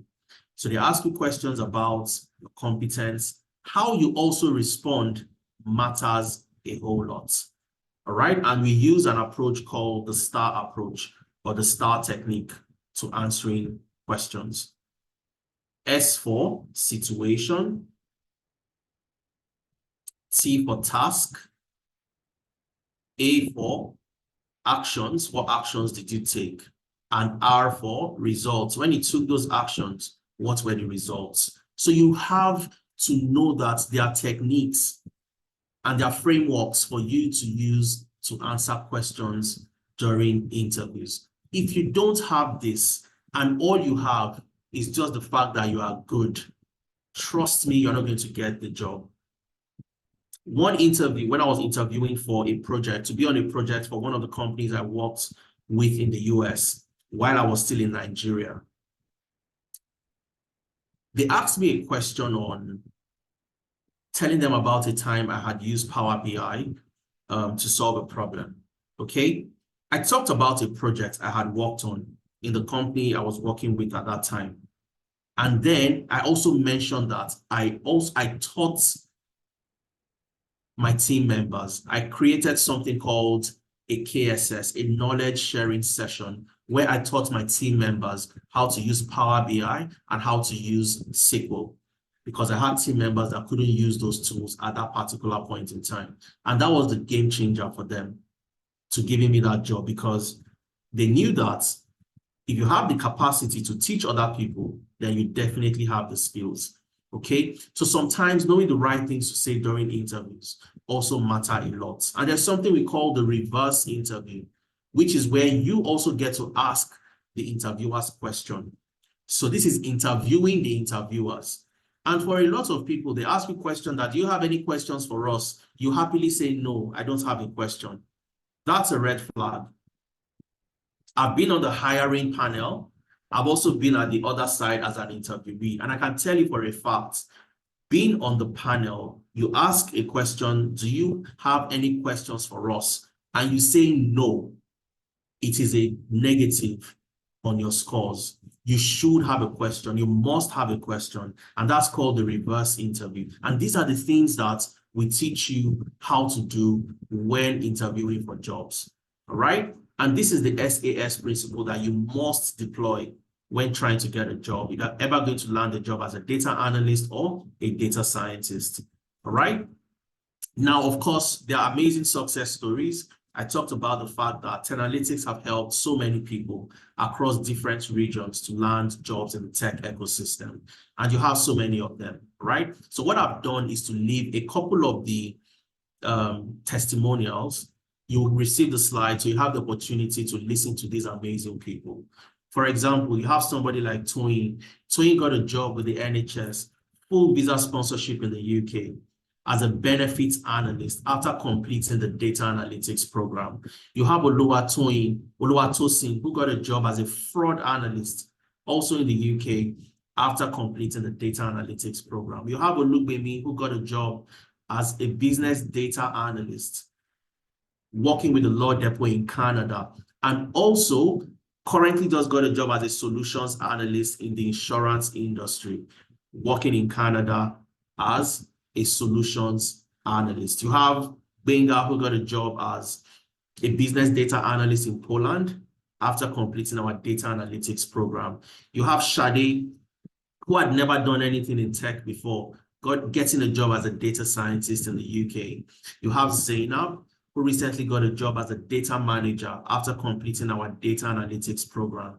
You have Bernard, who last year got a job in his university as a data analyst, working with his professor in his university, and also got a scholarship in Canada in that same university, and we provided and wrote the reference and recommendation for him.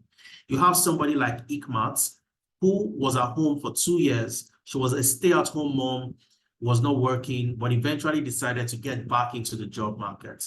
And she came to us. She joined our data analytics program. And today, she works with the NHS as a data analyst, and she got the job on full visa sponsorship after completing our data analytics program. But I want you to listen to Ikmat on how she was able to transition, all right? How she was able to get into the NHS, get the job, preparation for the interviews, how she was prepared for the interviews, and so on and so forth, okay? So I'm just going to do that very quickly, and then we'll continue with the rest of our session for today. So I'm going to click on the link. You'd have the slide, so you have access to all the other professionals. You can click on the link, listen to them, and get to hear their amazing success stories, okay? So let's first of all listen to Ikmat. All right, so I'm just going to click on this link, and it takes us to YouTube. Are you today we're going to talk. Right, so I'm just going to share the audio so you can also hear what she's saying. So just sit back and relax. It's a 3-minute video, not too long, and then we move back into the slide. But listen to Ikmat, how she got back into the job market, the interview, the process and everything, how we worked with her during the interview. All right, so sit back and relax and listen to Ikmat.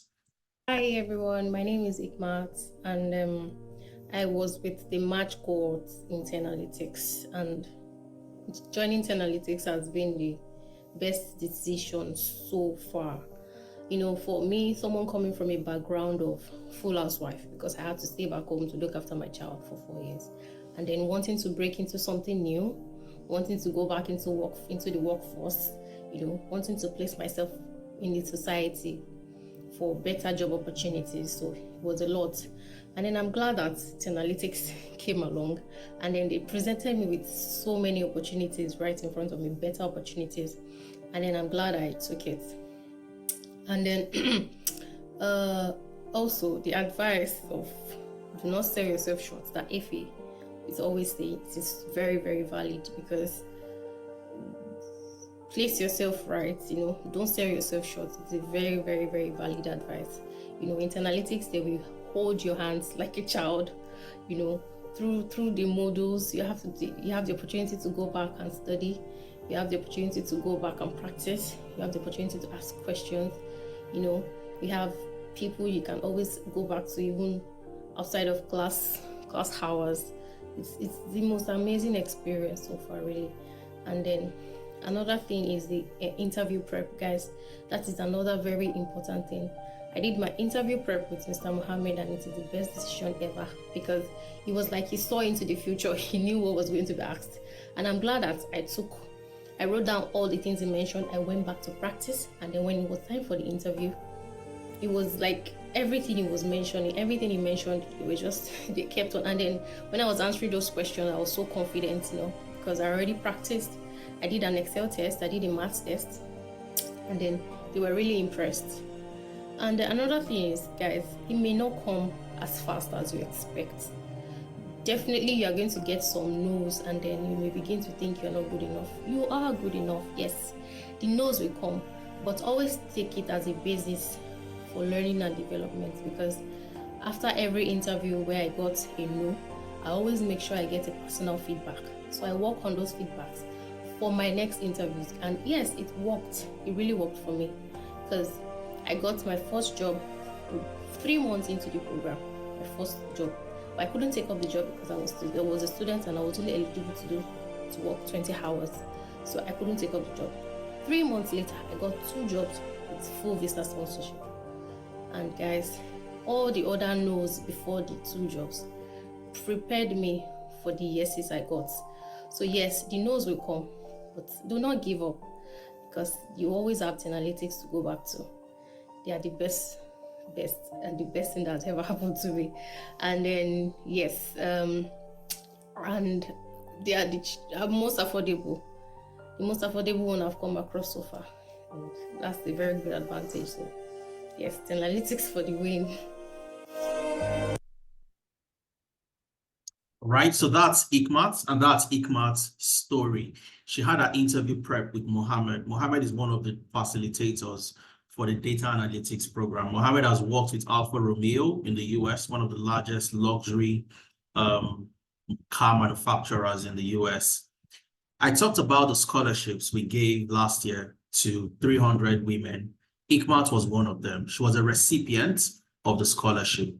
So she joined the program after receiving the scholarship.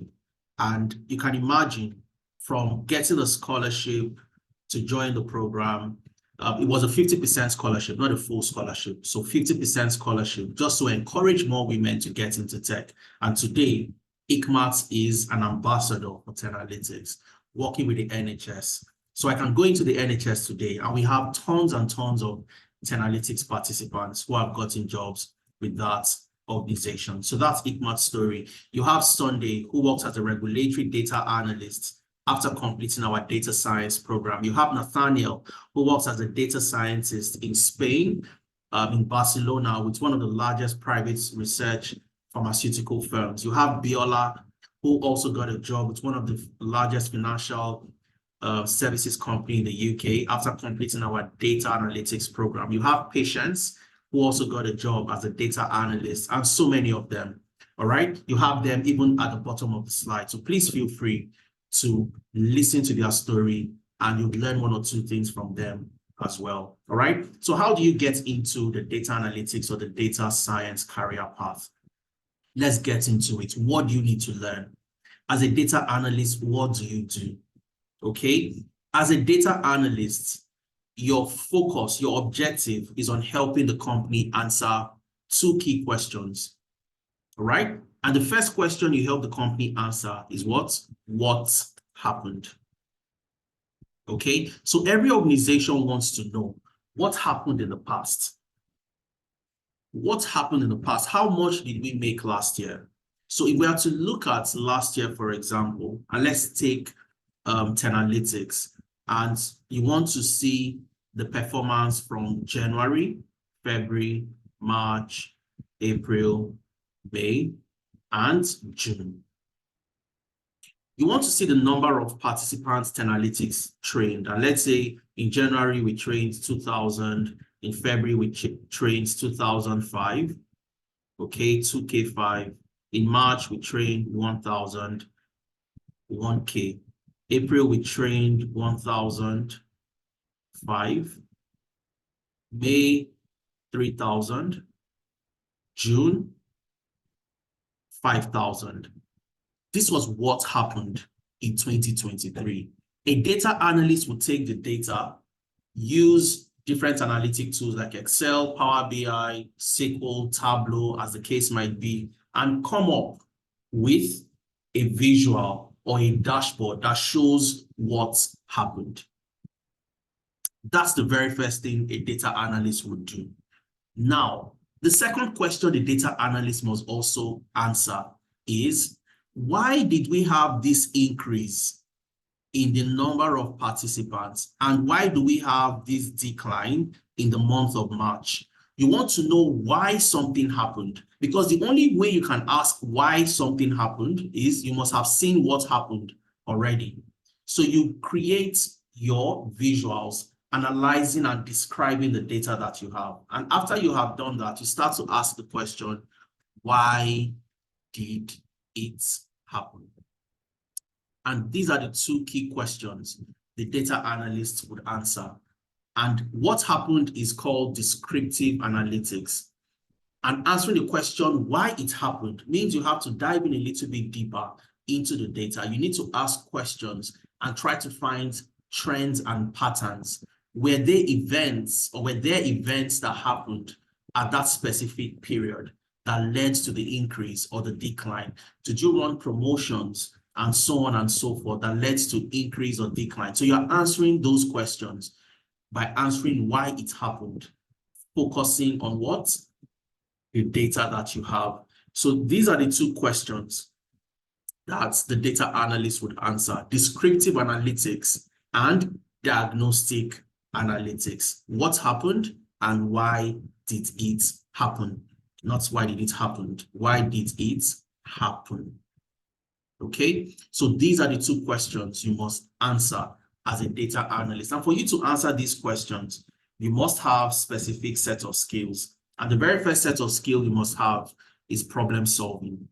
Because without the ability to solve problems, you really cannot be a data analyst. You need to know how to break problems into smaller parts. You need to know how to get to the root cause of problems, root cause analysis, using techniques like the 5 whys. You need to also know how to prioritize different tasks and activities based on the problem you're trying to solve. You need to know if you have the right type of data to start solving that problem, or if you need to gather more data. Okay, and all of this is done by learning problem solving techniques. So that's where you start from as a data analyst. And it's after you understand the problem solving techniques, the framework to solving problems as a data analyst, which is called the CRISP DM. Okay, CRISP DM. And what does CRISP DM means? CR means cross, I is industry, so cross industry, S is standard, and P is process. So cross industry standard process for data mining. Cross industry standard process for data mining. And that's the framework anybody in data would have to take in answering questions and solving problems that are data related.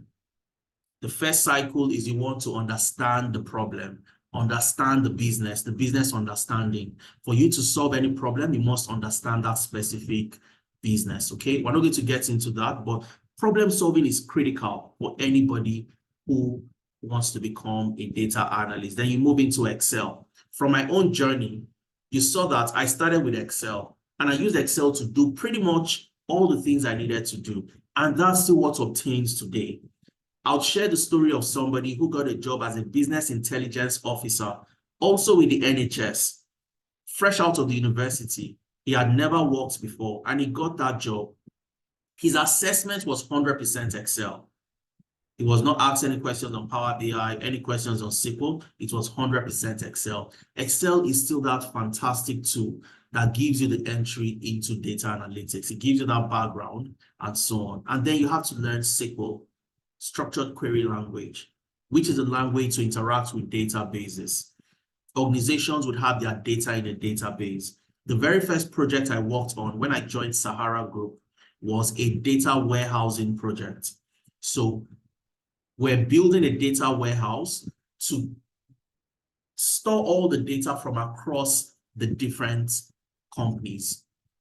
So to have a warehouse, so it's like a warehouse, just the way you know the warehouse, where you store items. But this is for storing data. Okay, that was the very first project I had to work on when I got into that company.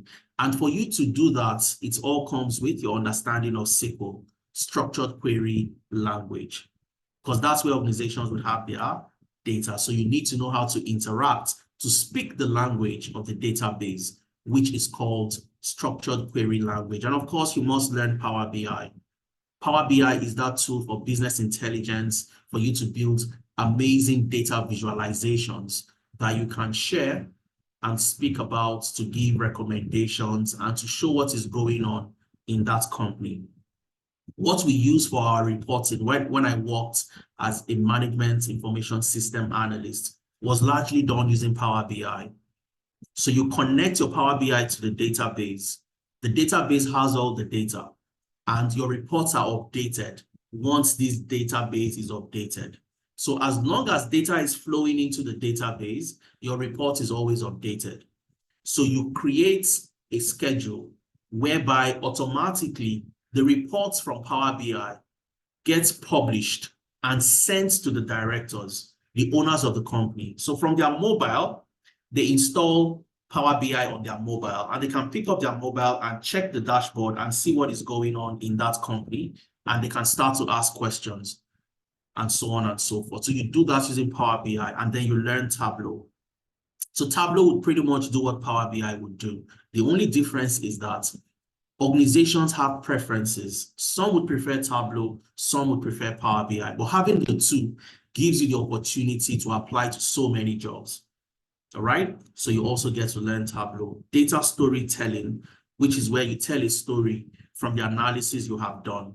Now, one of the things we always did from my own experience, when you are telling the owner of the company, who is a billionaire, all right, you are talking to billionaires, people that are very high up there, and you are telling them that this is what you have to do in order to get the company from point A to point B, or to make the company become more efficient. All right. So you're not going to communicate to them that you did this calculation in Excel or you did this analysis in Power BI. They don't care about that. What they want to see is, what do we need to take? What decisions should we make based on what the data says? So you must be able to tell a story. All right. This is the location where we are losing money. We are losing money because during the rainy season, the dams are flooded. And once the dams are flooded, the hydro generators get more opportunity than us. So what we need, so you have to tell a story in a way that they understand what you are saying, and the data also validates your story, and they can take a decision. All right, and that's data storytelling. You also learn ChatGPT for analytics. You can't run away from ChatGPT today as somebody in tech, because these are emerging technologies, and organizations are recruiting for people who have very good prompt engineering skills, writing the right type of prompts into ChatGPT to get the right results as feedback. Okay, you're going to learn how to use ChatGPT to do amazing stuff in Excel, in Power BI, Tableau, and also SQL. And then Microsoft Fabric. Microsoft Fabric is a new platform launched last year by Microsoft. So it's an all-inclusive platform that has different modules that gives you the opportunity to build your Power BI reports inside Fabric. You can write SQL queries inside Fabric. You can write Python codes inside Fabric. So you have an all-in-one platform that lets you collaborate. I can be somewhere in the UK, in Manchester. Somebody else can be in China, and we are collaborating on using a particular data lake that we have created in Microsoft Fabric. Now, the advantage you have learning the skill today is you have a skill that organizations are looking out for. And there are very few people that have these skills. So you're also going to learn Fabric as a data analyst. And how long does it take you to transition to learn this skill? When I was transitioning, I learned a whole lot of nonsense that were irrelevant. I've never gotten to use them today. And that's why I always tell people, don't make the same mistake I made. So when I was applying and I saw that, oh, this job I'm applying to, they require MongoDB. I don't know MongoDB, for goodness sake. All right. I still went ahead and applied anyways. And I went to start learning MongoDB after applying.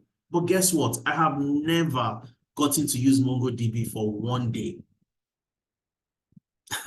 especially on that particular role. So people make the mistake by thinking that I need to learn everything. And that's why we tell people that, look, you want to transition, you want to get a job. There are people getting these jobs every day, and they know just a fraction of what you know.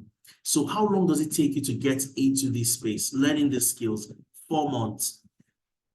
And the question that somebody asked the other time, I think it was Jamila, how do I get the experience if I cannot implement this in my current place of work? 3 months, you are working in a project-based environment. Your learning is project-based, and I'll show you the platform, and you see the type of projects you work on. All right. So the projects I have worked on in the past in my different organizations. All right. Projects Efemena has worked on in different organizations in the UK, in the US, in Nigeria, and so on and so forth. We've curated those projects into case studies that you will be working on. The only difference is that the names of the companies have been changed. The data sets have been modified so that you cannot attribute the data to any company.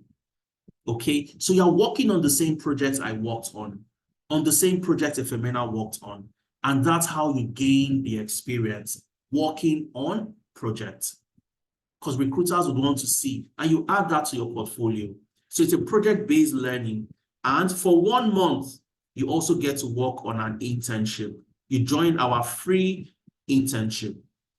So you intern with us, whereby you work on an end-to-end project, collaborating with other people in the data science cohort, in the data engineering cohort. So the data engineers would create the infrastructure, the data warehouse that will have all the data. You as a data analyst would then do what? You get the data from that data warehouse and do your analysis, while the data scientists would focus on building the machine learning model. So it's a cross-functional experience for you, working and collaborating together to solving that problem. So this is a snapshot for getting into data analytics today across the globe. You are in Canada, you are in the US, you are in the UK, you are in Germany, you are in Poland, you are in Nigeria, you are in Ghana, you are in South Africa. These are the skills you need to learn. All right. Most of the organizations you'd find will not require you to have everything from A to Z. But this gives you that entry into any organization as a data analyst. So take a screenshot and keep it somewhere as a reference. We're going to move to the data science, and we are fast coming to the end of our session. Okay. I'll still love to take your questions, like I said. The difference between the data analyst and the data scientist is one extra question. I said a data analyst answers 2 questions. What happened? right? Which is descriptive analytics. Why it happened? Why did it happen? All right. Now, the data scientist takes it a step further to answer the question, what will happen? What will happen? Now, what will happen is you looking into the future. So as a data scientist, you're going to answer the question, what happened? After seeing what happened, excuse me, you also answer the question, why did it happen? All right. And once you know why it happened, you would have to predict what is likely going to happen in the future. What will happen in the future? And that is the extra layer in data science called predictive analytics. Looking at my journey, my own personal journey, all I was doing was these two, answering the question, what happened and why it happened. When I needed to work on more projects that would enable me see into the future, forecast, and predict, I needed to learn Python. I needed to learn machine learning. And this is where it all comes from, predictive analytics. What will happen in the future? For you to predict what will happen, you must have understanding of statistics, statistical modeling, okay, statistics. You must understand statistics, and machine learning is what's derived from statistics, okay? So you'd learn machine learning as well, right? Both supervised machine learning, unsupervised machine learning, and so on and so forth. And this is the major difference between the data analyst and the data scientist, all right? The extra layer of what will happen. So, and this is where you start to predict, see into the future, using different forecasting techniques, and so on and so forth. All right. And one other thing that also makes them different is what the type of data. Sorry, I didn't talk about this for the data analytics, the type of data you work with. For a data analyst, you work with something we call structured data, And structured data is data that is simply in rows and columns like this. Rows and what? Columns. So this particular column, you have maybe ID. Here you have name. Here you have age, for example, and here you have maybe gender. Okay, so you have rows and columns. It is structured, which means it can fit into rows and columns. That's what the data analyst works with. But the data scientist, on the other hand, works with both structured and unstructured. And unstructured data is simply data that cannot fit into rows and columns. Your audio files, for example, video files, these are unstructured data. Pictures, you cannot fix a picture into rows and columns. But pictures are also data. Videos are data. All right, and they can be analyzed. And you see a project you are going to work on using videos, creating a program that can detect videos and detect pictures. All right, and this is where data science also has an additional layer. So you're not just working with structured data, you're also working with unstructured data, okay? And with this, you need to understand statistics, like I said, forecasting and predictive analytics using Excel. You need to understand Tableau for predictive analytics and data analytics, and of course, SQL, structured query language. And then you move into Python programming, because Python is a language you'd use for your exploratory data analysis using Python, machine learning using Python as well, and computer vision. All right. And then you learn GitHub version control, ChatGPT and GitHub Copilot, and also Microsoft Fabric, which has an element of data science inside. And these are the skills you need to learn as a data scientist. So for some people, what helps them make the choice eventually to go for either data analytics or data science is Python. Some would say, I don't think I want to learn Python at this stage, learn how to program at this stage of my career. If you don't mind learning Python, data science is a fantastic career path for you. And you don't need to have any experience. That's the beauty. All the programs, the data analytics, the data science are beginner friendly. You don't need any experience to get into any of the career path. Either as a data analyst or a data scientist, you learn Python from the basics, from the scratch, just like you are learning a new language, all right? So you learn all of this, and this is how you get into data science. How long does it take you? 4 months, 3 months project-based classes, and 1 month internship.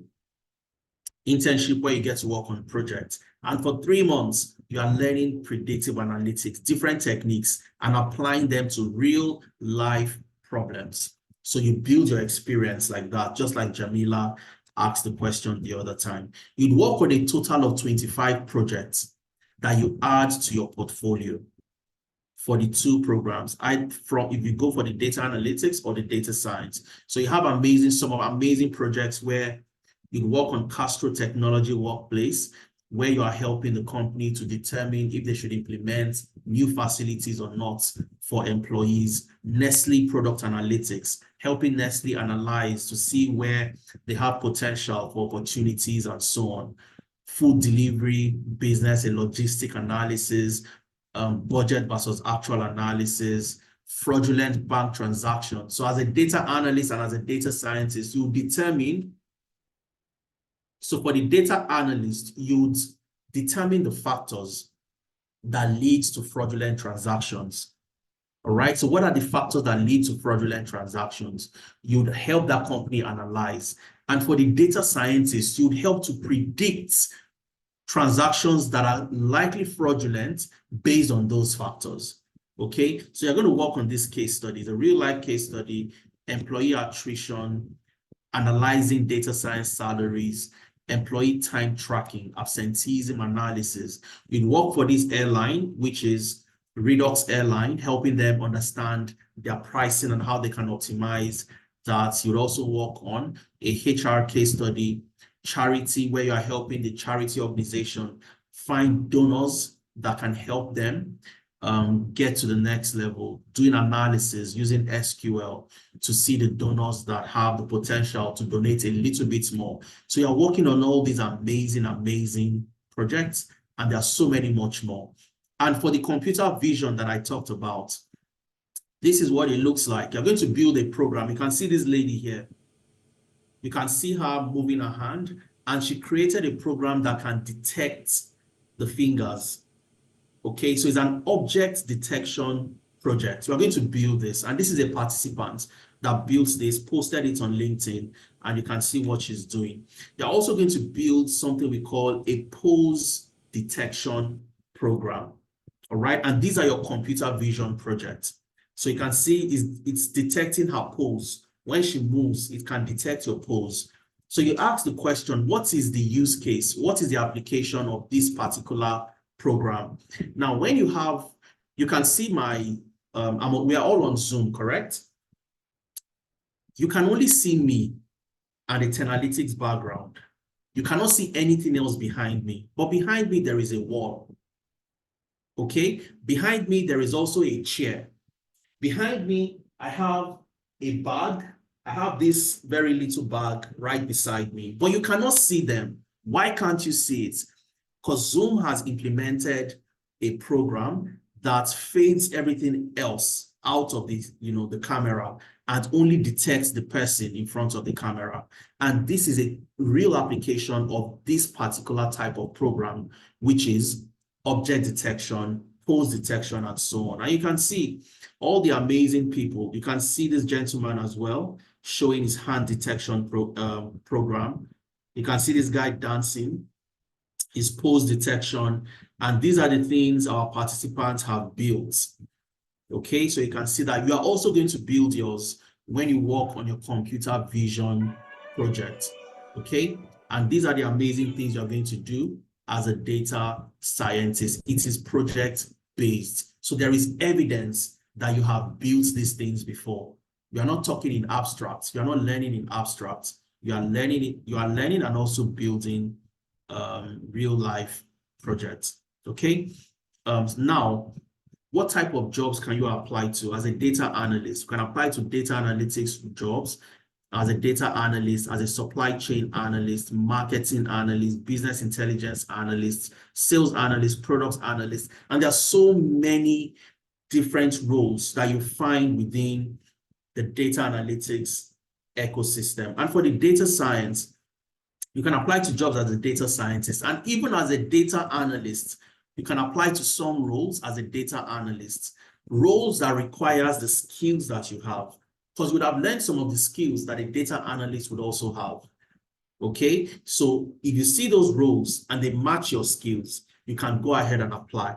Fraud analyst, just like Oluwatosin, who is a fraud analyst in the UK after completing our program. Pricing analyst, sales analyst, market research analyst, supply chain analyst, and so on and so forth. All right. And the program is for 4 months. It's a 4 months learning journey. 4 months learning journey. 3 months project-based classes. At the end of your classes, you have a capstone project and then 1 month internship. Now, how does the class run? Classes happen only on Saturdays. So this gives you a blended approach. You don't have to be in class every day. You don't have to be in class Saturday and Sunday. You only need to be in class on Saturdays. That's when you have a live class with a trainer like myself, Efemena, and other industry experts that will be working with you. All right. So if you're in the UK, you are in Europe, you are somewhere in Africa, it is 11 a.m. to 2 p.m. West Africa time.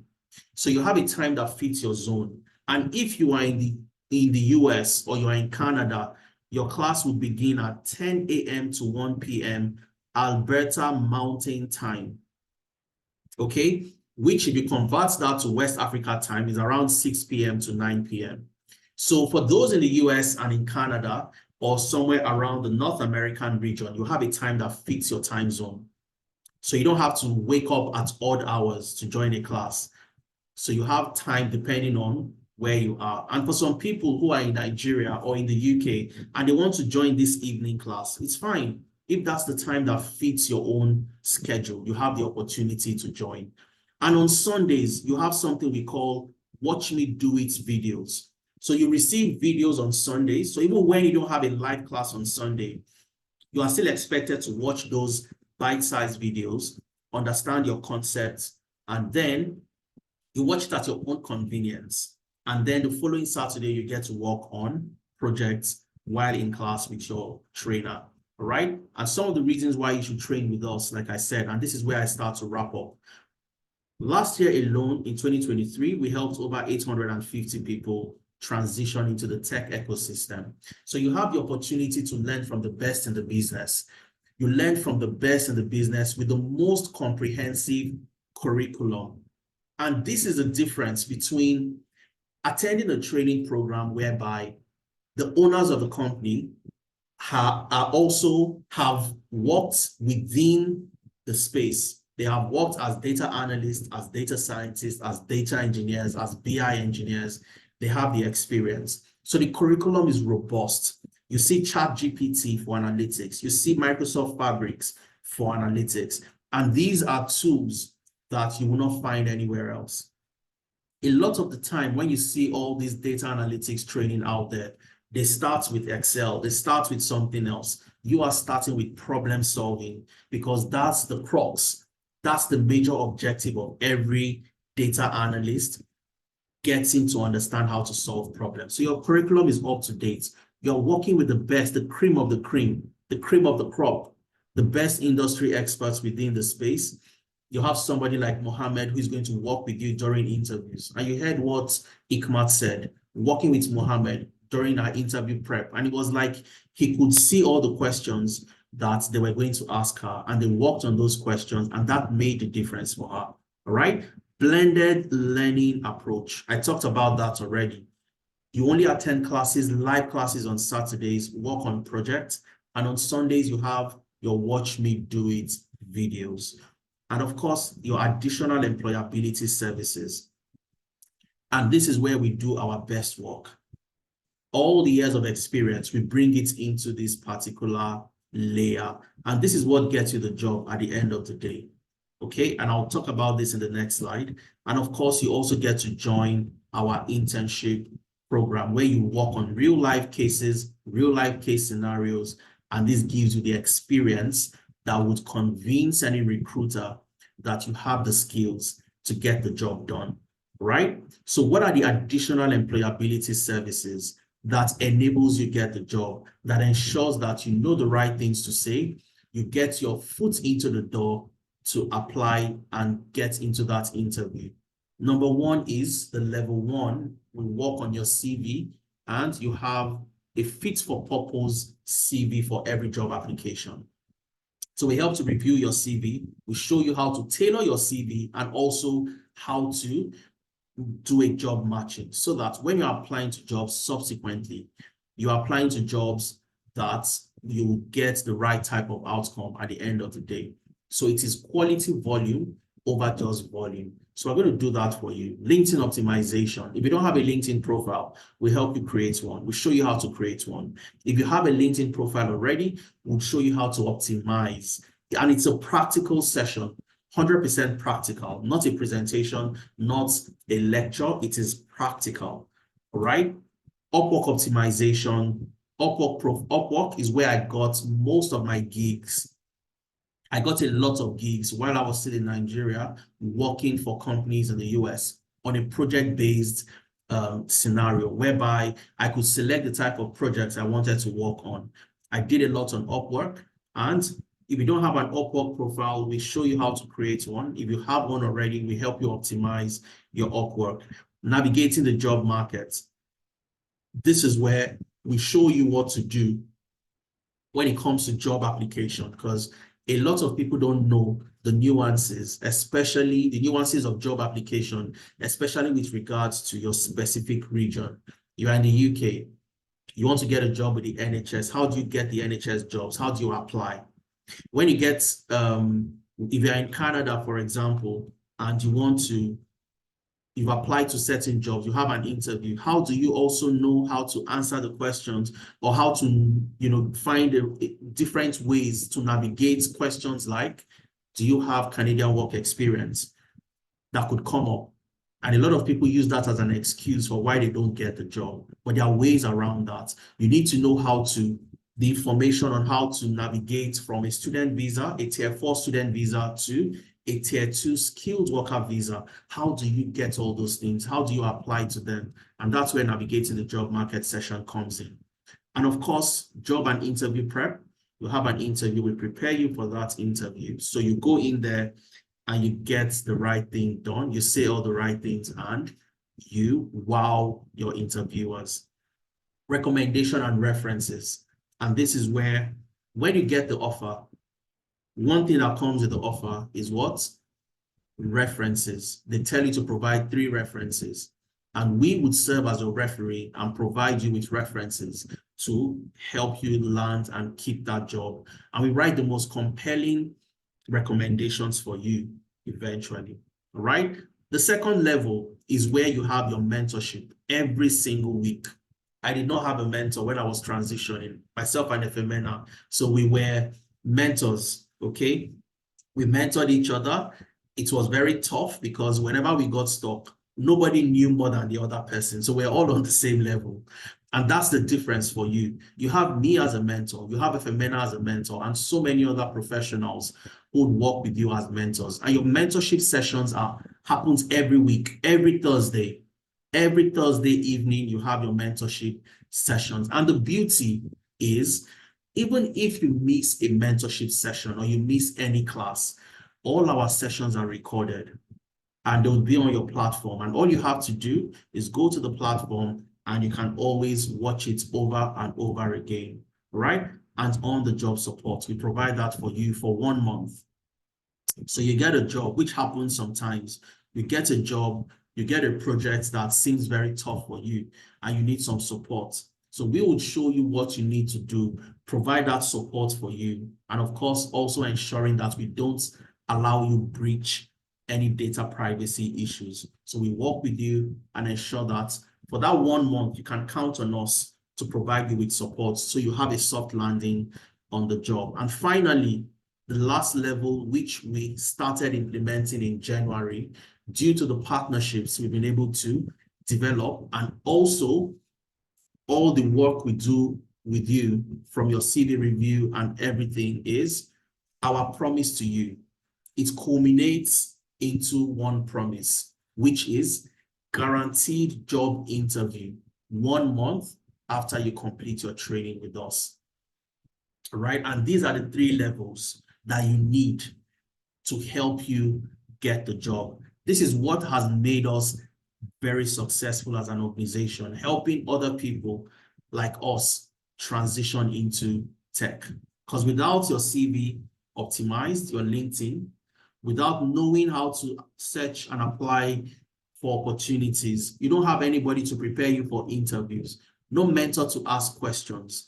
You don't have anybody to write a reference or serve as a referee for you to get that job. You find it difficult, especially if you're outside Nigeria. You'd find it extremely difficult to get into the tech ecosystem. I talked about the internship already, and some new additions before we move to the fees for the program, the data analytics or data science. We are implementing a body mentorship program for 2024, which is where people that have gotten jobs in the past would come to mentor you. They've gone through Analytics, they've gotten jobs, so you can relate a lot better with them. So they also have sessions with you, and we call it the body mentorship. You can ask them questions, they provide you with guidance and support. And of course, we also have enhanced internship experience, which is cross-functional. You don't work alone as a data analyst or alone as a data scientist, to work together. And lastly, the partnerships I talked about, the partnerships with recruitment agencies in the UK, in Canada, and in the US. For example, we have partnerships with Hayes, with Robert Half, and also with Conferry in the US. And these are partnerships that would help us bring the jobs closer to the participants. And we launched this from this January, and it goes all the way to the rest of the year in 2024 for anybody joining any of our programs. The next cohort starts on the 3rd of February, next week, Saturday. So we have just a week, about 6 days to the commencement of the February cohorts. And for you to be a part of the program, we had discounts running for the past 2 weeks, and the discount is fast coming to a close. We have an amazing discount for you, and the discount is only available for 10 people. As of last week, the discount was available for 20, but today the discount is only available for 10, because 10 slots for discounts are gone already. All right, and for you to take advantage of the discount and be a part of the discounted slots, instead of paying $750, you get to pay $600 to be a part of the program. And you can make this payment in 2 installments, $450 and of course $150 1 month after the program must have commenced. All right, so you pay the $450, you get into the program, you get registered, you receive a welcome kit that contains all the applications, all the materials you need for the class. And 1 month after you have started, you get to pay the balance of $150. And for those in the UK, you are paying in pounds. Instead of paying £625, the original fee, you get to pay just £500. And you can make the payment in 2 installments as well, of $375 and $125 1 month after. And for those who would want to pay in Naira, you have a discounted fee of $720 to pay in 2 installments of $540 and then $180 1 month after the program commences. So what I'll do very quickly is, and of course you have the link for you to make payments. I'll show you how to access the link, and then I'll take questions and would call it a day for today. So all you need to do is click on this link, and it takes you into the Analytics Enrollment Center. the Analytics Enrollment Center. All right, and I'm just going to wait for it to come up, and then we'll see how you can make payments to be a part of the program. Remember, the discount is not available to everybody. While someone is in the UK, can you work remotely for the US? Absolutely, FA. I worked for Bellrun in the US and also in the UK while I was in the UK. So they have another, Bellrun is across, they have in Spain, they have in France, across Europe, and they also have in the US. So I worked for companies in the US. The advantage for you, FA, especially for students, is you have the opportunity of working. Maybe you have classes during the day, and at around 5 p.m., when it's 5 p.m. in the UK, it's around 9 a.m. in the US. So the time zone favors you, and you're not also limited by 20 hours. Okay, you're not limited by the 20 hours that students have to work. So yes, you can do that. It doesn't affect you. Okay, let's see. I'm just going to take more questions. Okay, Enoch, you sent something to me. I'm trying to click on it to see. We talked about this already. Cognitive analytics is still being, I would say, fleshed out. Okay, it's still being fleshed out. It hasn't been developed or designed into a functional, area in analytics. All right, so cognitive is where you see systems trying to play the role of human beings in not just, so the systems can think for themselves and not just a situation whereby you have to use a supervised learning model for that particular algorithm or an unsupervised model for them. So you have systems that can think on their own and take decisions, but it's still being fleshed out. It's not fully operational within the analytics ecosystem. And prescriptive analytics is where you have, prescriptive is not just predicting what happens in the future, but predicting what would happen in the future and also determining what to do to get those results in the future. So for example, if you predict that next year, Analytics is going to become a $1 billion company, all right? That's a prediction based on the predictive model that you created. What will happen, all right? Prescriptive analytics would help you come up with the actions to take to get you to that $1 billion valuation. And the practical use cases of prescriptive analytics is in your self-driving cars. So cars that drive themselves. So when the cars see an object on the road, it knows that this is a car, this is a dog, or this is a cat, or this is a human being.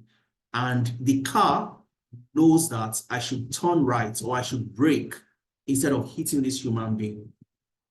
So it can tell and take actions on its own by using prescriptions built into the model that drives that particular system. So that's prescriptive, not just telling you what would happen, but also telling you what to do to ensure that that thing happens.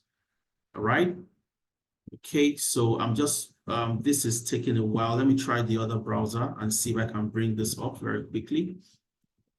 It's definitely not my network because, let me just try this here. So when you click on the link, how do you get to make payments? My colleagues have shared that on the chat as well, but let's just wait for this to come up and then I'll show you how to make payments either in dollars or in pounds, depending on your location. It doesn't matter.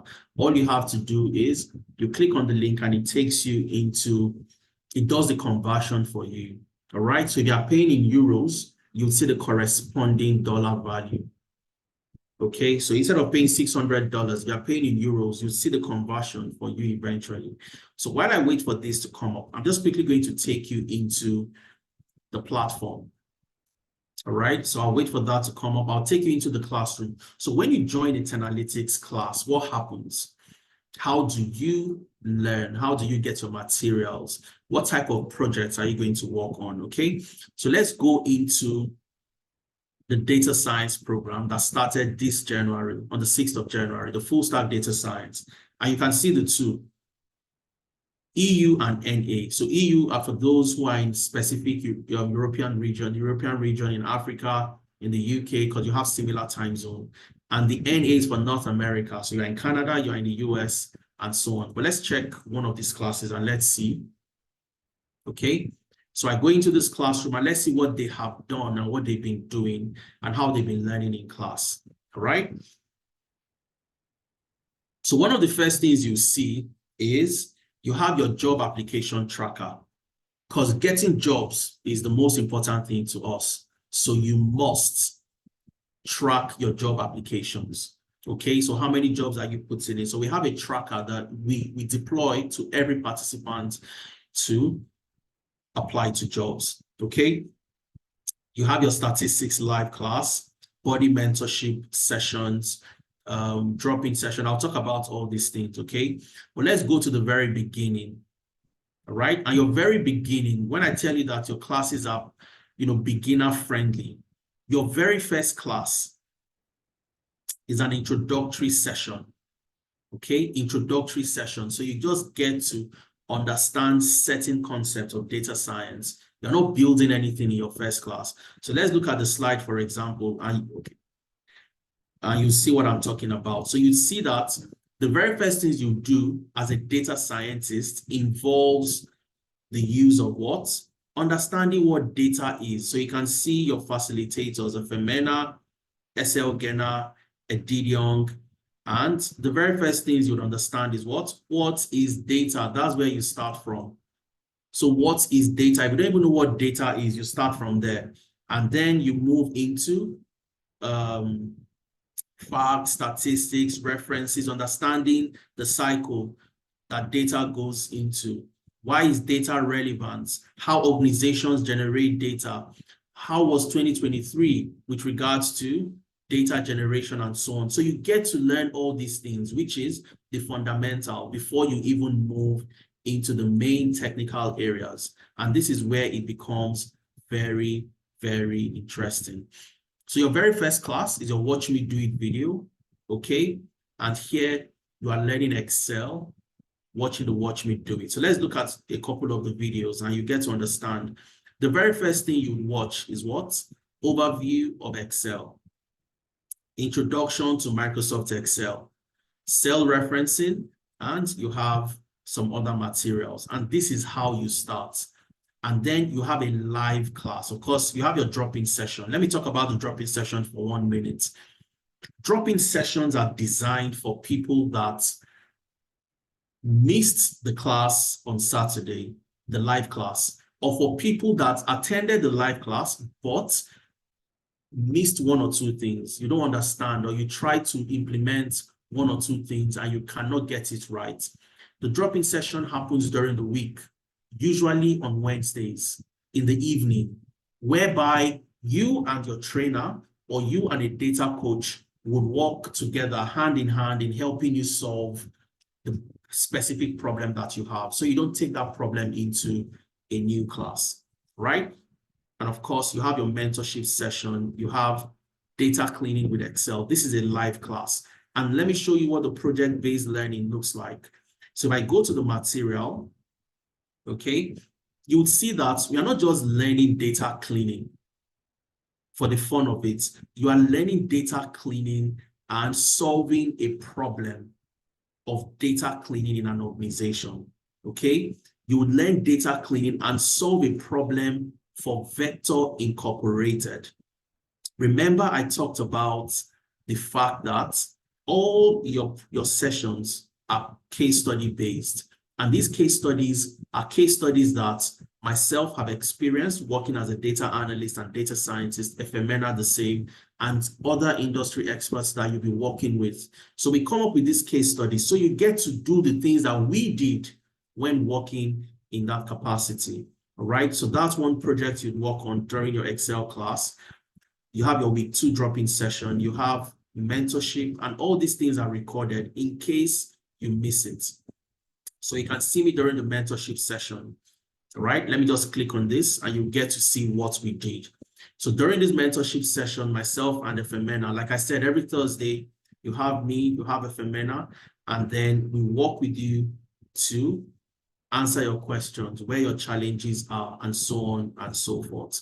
And this is where we were giving people practical real-life scenarios on how they can also transition using examples of learning in public. Okay, how to learn in public and showcase. So we use case studies of people who have done it before and how they were able to succeed, the concept of building in public. And that was a mentorship session we had. And of course, we had this amazing session. I just muted that, so that's why you can't hear the audio. So, and this was what we did during mentorship, and how we also introduced something we call the consistency challenge. And I'll show you what the consistency challenge looks like. And all of you would also be involved in the consistency challenge, all right? So this is another, case study you're going to work on, future tail dashboard, and you have your body mentorship, and so on and so forth. Okay, so this is what your classroom looks like. Every single session is recorded. So if you miss the live class, the recording is available to you. I think we're just having some technical glitches with the link to make payments. So it's taking a while to come up. But my colleagues have sent this to you in the charts, the Zoom charts. They've also sent it. It's also going to be on my slide, so you have access to the link. And it's pretty straightforward. All you have to do is you can pay in different currencies. You can pay in Naira. Just select the option you want to make payments in, and then you go ahead and do that. So I'm going to take questions. Yes, it's pretty loaded. Precious. Absolutely loaded. So I'm going to take questions if you have questions before we call it a day. Okay, Jamila is saying, I can see data engineering on the website. As a beginner with no prior experience in all of this, can I say go? Absolutely. All our programs are beginner friendly. And the reason why we did it like that is because a lot of people, it's easier when you get your first job. Okay, and let me show you somebody very quickly. When you get your first job in tech, every other job becomes very, very easy for you to get. And let me show you two people that got their first jobs, and today they are doing the second one, and the transition was seamless. The first person is Olugbemi. Olugbemi got his first job in 2022 as a business data analyst in Canada. He's currently on the second job, which he got last year in November 2023. He's currently on 6 figures by just transitioning. So getting a job after you are in the space is easier than getting a job when you are outside. All right? So we don't expect you to come with any experience. We expect you to come with zero experience, zero. You don't need to have any experience. So all the programs are beginner friendly, like we always say. So you don't need any experience to get into any program with us. I want to show you somebody else who is also on his second job. I hope I have him here on my slide. Yes. Coincidentally, Jamila, he also did the data engineering program with us. So his name is Idris. Idris completed our data engineering program, and he got a job with Jaguar Land Rover in the UK as a data engineer. He's currently on his second job as a senior analytics engineer. He's left Jaguar Land Rover in Coventry in the UK, and he's on his second job as a senior analytics engineer. So, and this is how you can also get into these roles. So all the programs are beginner friendly. You don't need any experience, because when you have experience, you are a data engineer. Moving into a new role becomes very easy eventually. How can we get access to the slides? All you need to do, Ife, is fill the attendance form, which my colleagues have been sharing, and you have access to the slides. Jerry said, well, not too much, well loaded, absolutely. Because what it takes to get a job outside, what it takes to get a remote job, if you are in Nigeria, you are in anywhere in Africa, requires very good level of skills and understanding. And that's what we bring to bear. Okay. And that's why you have a very comprehensive learning program. So Ade is asking, as students engage with activities during the week, you have assignments and projects, okay? And let me show you very quickly. You have assignments and you have project. Okay, so one of the things you'd also be doing when you're in the program, let's go to the data analytics, because I know we only looked at data science. So if you go to the data analytics program for those that started in January, so let's check what they are doing.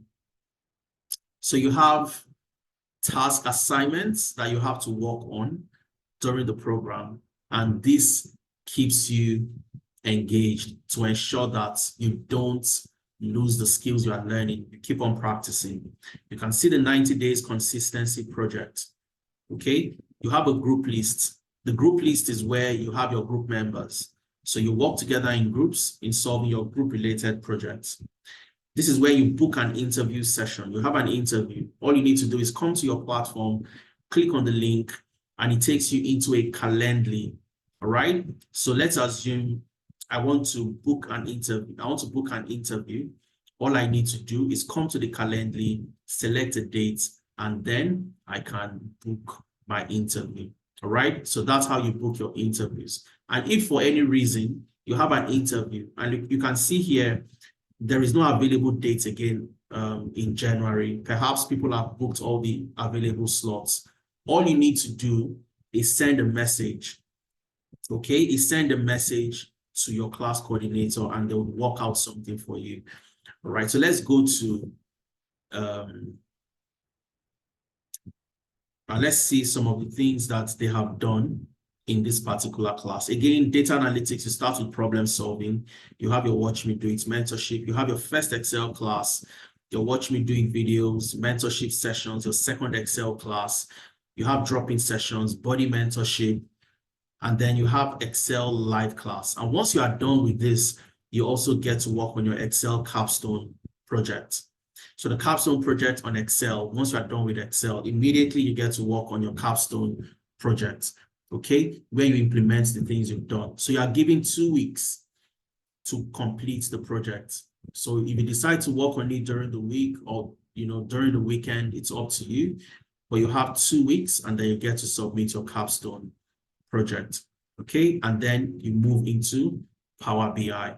So tomorrow, people will be watching their Power BI Watch Me Do It videos. You can see this was posted at 7 p.m. today.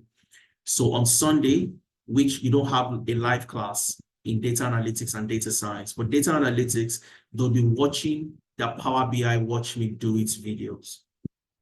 And the following Saturday next week, they'll have their very first Power BI live session, right? I hope I answered that question. But those that have already applied, when do we get access? So Felix, if you've applied already and you have filled the form, because it's very important that when you make payments, you fill the form so we can receive your details. You get the materials a week before the program starts. So from Monday, you start to get your welcome kits, all right? And you get added into the Google Classroom. Okay, this is an awesome presentation full of insights. I already see myself transitioning into tech. Absolutely Effion. Okay, so again, at this point, we're going to call it a day. Unfortunately, for some reason, the payment platform is not coming up. But all you need to do, like I said, is you have the link, okay, for you to make payments. But remember that the discount is available to just the first 10 people that register. So go to the link, make your payment, and ensure that you upload your receipts. Everything is on that same page and on that same link. Upload your receipts, we get your details, and we get you into the class. We're wrapping up now, except we have other questions I've not already answered. Okay, if there are questions I haven't answered, then if you want to speak, you can raise your hand and I'll call you up to speak. Somebody's saying for someone that doesn't meet up to complete the program within 4 months, what happens? So Precious, we also know that certain things can happen within the period of 4 months. For example, people fall sick. People have emergencies beyond your control, okay? So if you fall sick and you can show us that maybe after 2 months you fall sick, and you can show us with proof that you are in the hospital and that's why you cannot join your class. We move you into the next cohort. All right, that starts in March, or that starts the next month when you'd like to continue. All right, but everybody has the opportunity to defer their program by a month, by 1 month. So let's assume you want to start in February. After the first week of starting, the first 2 weeks of starting, you still have the opportunity to defer. So for example, you start on the 3rd of February, you've done your first weekend, you've done your second weekend, and then something comes up and you can't continue until a later time. All you need to do is let us know, and you have the opportunity to defer to the next cohort, okay? But after 2 weeks, except there is any extenuating circumstance beyond your control, you will not be able to defer after 2 weeks. But if you are ill, you are in the hospital, you are incapacitated to continue with the program due to issues beyond your control, we allow you to defer. Femi saying, is the dates ecosystem offer COS? I'm not sure what that question means, Femi. Is the dates ecosystem? I don't know what that means. If your question is the data ecosystem, does it offer COS? The answer is yes.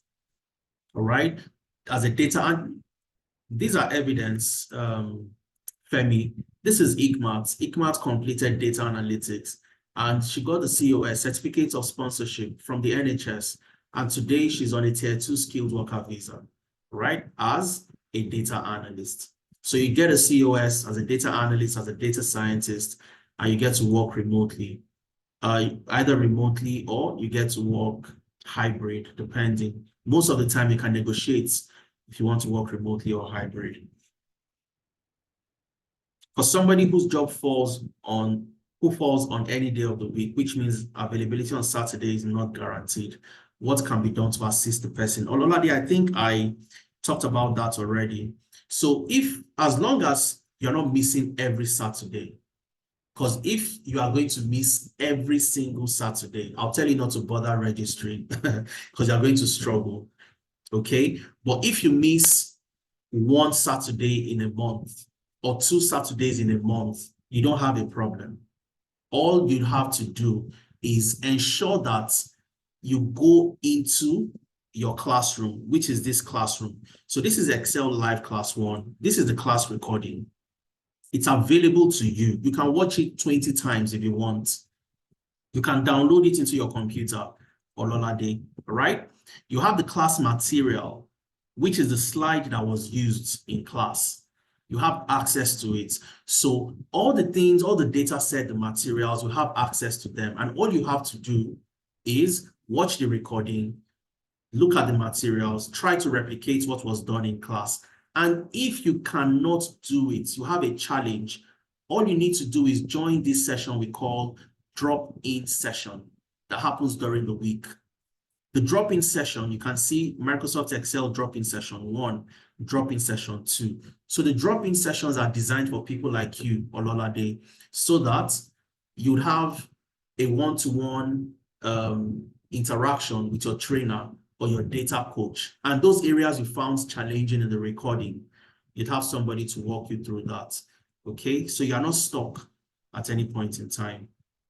Regarding the morning and the evening sessions, if I can't make one session, can I, it's not fixed as in fixed, but it's also not flexible, Jamila. It's not fixed, but it's also not flexible. And the reason why we don't want people shuffling between morning and evening is because sometimes you don't have the same trainer for morning and evening. Most of the time you have the same trainer, okay? But sometimes you don't have the same trainer for morning and for evening.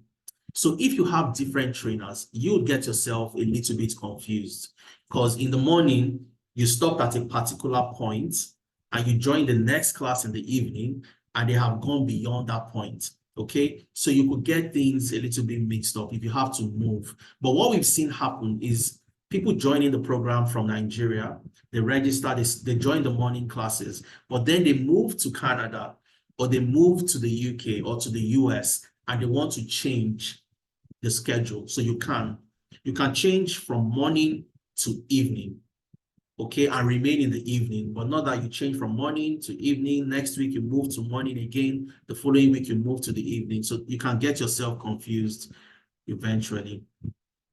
All right, Olalade, I think I clarified that for you. Can we ask for a favor if it can be broken into 3 installments? Now, for anybody that requests for that, I'm going to send them an email to you.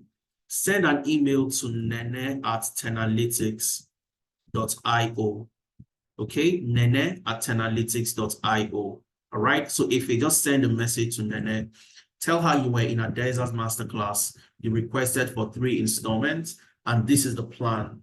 Okay, if it meets our standards and requirements, Nene would approve that for you. Okay, Nene would approve that for you. So just send an email to Nene and she would look into it for you. All right. Okay, somebody's asking to display the fees again one more time. So let me just do that very quickly. And then we wrap up. So it's been 2 hours, 30 minutes. So I'll just display the fees one more time and then we would wrap up for today. Remember, you want to take advantage of the discounts, number 1.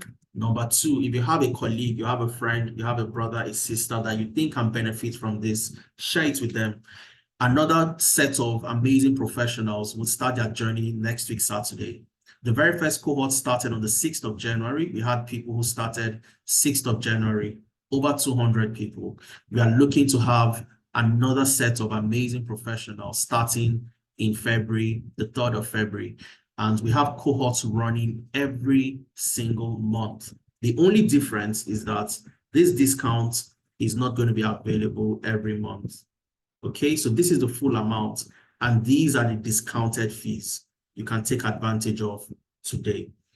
All right, so I've sent a message to the payments platform. I think it's just a little bit of a network issue or something.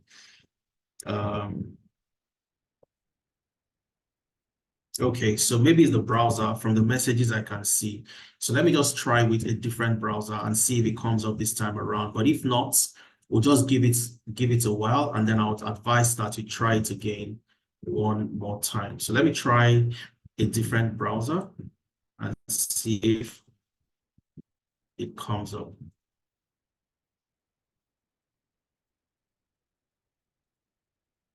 Okay, so let's try this very quickly.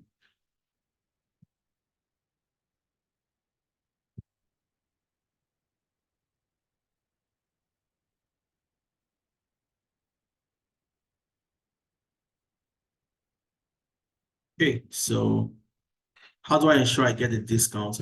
That's why we send the link to you, Jamila. To get the discount, you use the link. The link is specific to the masterclass. Okay, so you run the risk of paying the full amount from the website. You can also access the website, of course, 10analytics.io.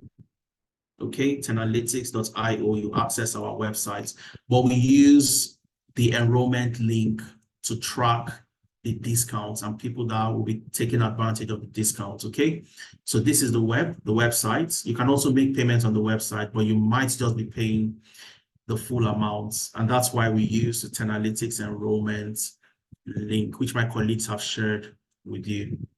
Okay, so guys, once more, I think we're just going to give it a while for it to come up, and then you can try it one more time. Take advantage of the discount. Share this with somebody you think it would benefit, and then I'm sure they'll thank you for it eventually. Okay, if we don't have any more questions, I think we've had an amazing conversation so far, and I hope you've learned 1 or 2 things from sharing my transition journey today. Okay, Ellen is asking a question. I know Canada offers jobs with LMIA or work permits to move legally, but does the US do this, or how can you relocate? So Canada does LMIA, the labor market impact assessments, and also work permits. The US also does that, just like the UK as well, with their study a tier 2 study visa. I beg your pardon, tier 2 skilled worker visa. However, these things are not very easy to get. I'll tell you for a fact, it takes time. It takes a whole lot of application, and you have to first of all find organizations that are willing to do the LMIA for you. All right. And once you find them, it's another bout of you trying to get an offer from them by applying to that job. So yes, you can. The US also has that, but it's a lot easier for you to get this job when you are in the country. So what we always advise people is, yes, you can start your application from outside the country, but at the same time, make concerted efforts to move into the country and apply to those jobs. It's a lot faster and easier for you eventually. All right? So I think we'd call it a day at this point. Follow us on all our social media platforms, on YouTube, Instagram. Go on YouTube and watch all the amazing transition story. And I hope you learned one or two things from my own story today. Listen to other people's stories and learn key insights from them. Do you offer cloud computing? We offer data engineering. Cloud computing is a module on that data engineering. And we also offer cybersecurity. Okay, what's my take on them? All you have to do, Arinze, let me show you something very quickly. Do a search for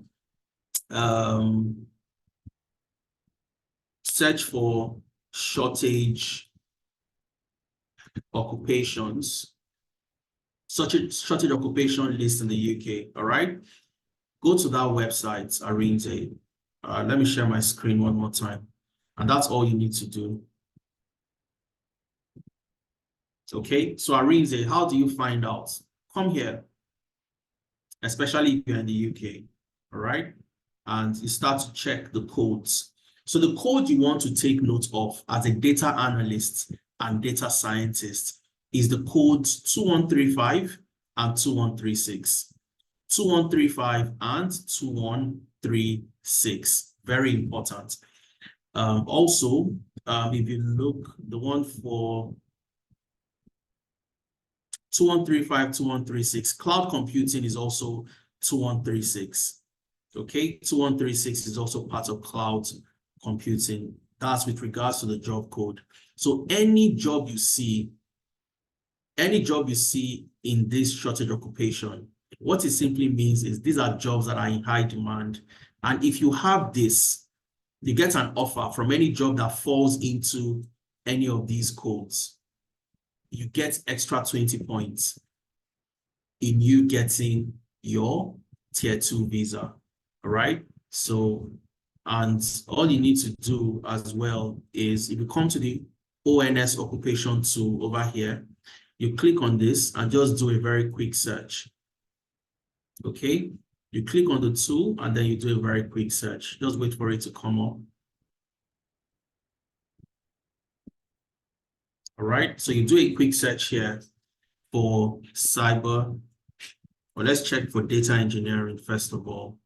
Data engineering. Okay, so you search for the data engineering title. All right, and you'll see the data engineering title. You can see all the codes that falls into the data engineering. So you look for the one that fits into your the job you're currently trying to get into. So if you look at 2135 here, it says data engineer. The code is what? 2135. And that's why I say for those getting into tech, business analysis, data analytics, data science, you want to focus on what? The codes 2135 and 2136. If you search for data scientist, or let's say data science,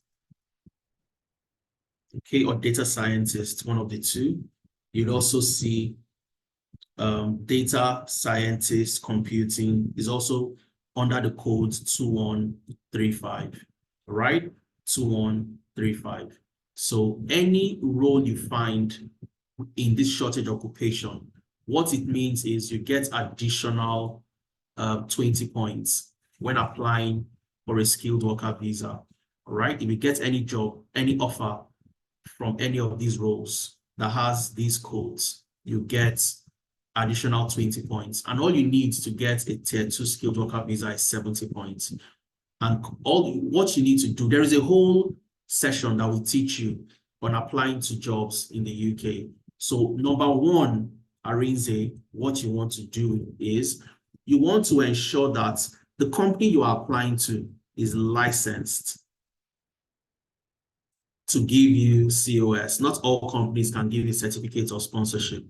Number two, you also want to find out if this company has the license to sponsor, how many COS have they given? How many COS have they given in 2023?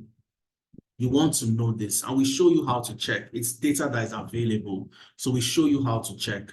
So if that company or the particular company you are looking at has not given a lot of COS in the past, forget about it and move to the other company. Okay, so we show you a list of companies, how to check for them. So it's a full session on its own, because you have to be strategic when searching for the companies that can give you the opportunities. All right? Yes, you have access to the recordings. Femi says you'll share my story in 4 to 5 months. We look forward to that, Femi. Absolutely. We look forward to that. All right? We look forward to that. So Ellen is saying, so how do people in Africa move to the jobs they get? Yes, I'm not saying you cannot get it, Ellen. You can. 100%. The same. We're going to show you all the different strategies for you to deploy to get those jobs. By first of all, applying to some jobs that have been out there for a week or 2 weeks and is still available. So when you see those jobs that have taken long and they are not filled, it means that they are finding challenges filling those roles. And when you apply to those type of jobs, the company can then, fill the LMIA for you to say that they have put out this job application for the last 1 week, the last 2 weeks, and they haven't gotten people to fill that particular role. And that's why you have the skill and so on and so forth. So there are strategies to get the jobs and move away from your country into one of the major economies in the US, in the UK, in Canada. All I was just saying is that the process is a little bit more difficult than for those inside or within the country. It's a lot easier from within than from outside.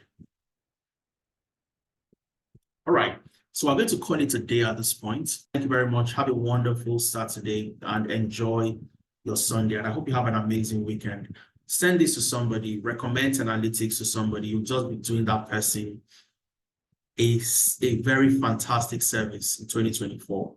All right. And if you ever want to get into tech, maybe not in January, not in February, not in March, sometime this year, remember that Analytics is here for you and you work with some of the best professionals across the globe. Have an amazing weekend and cheers, everybody.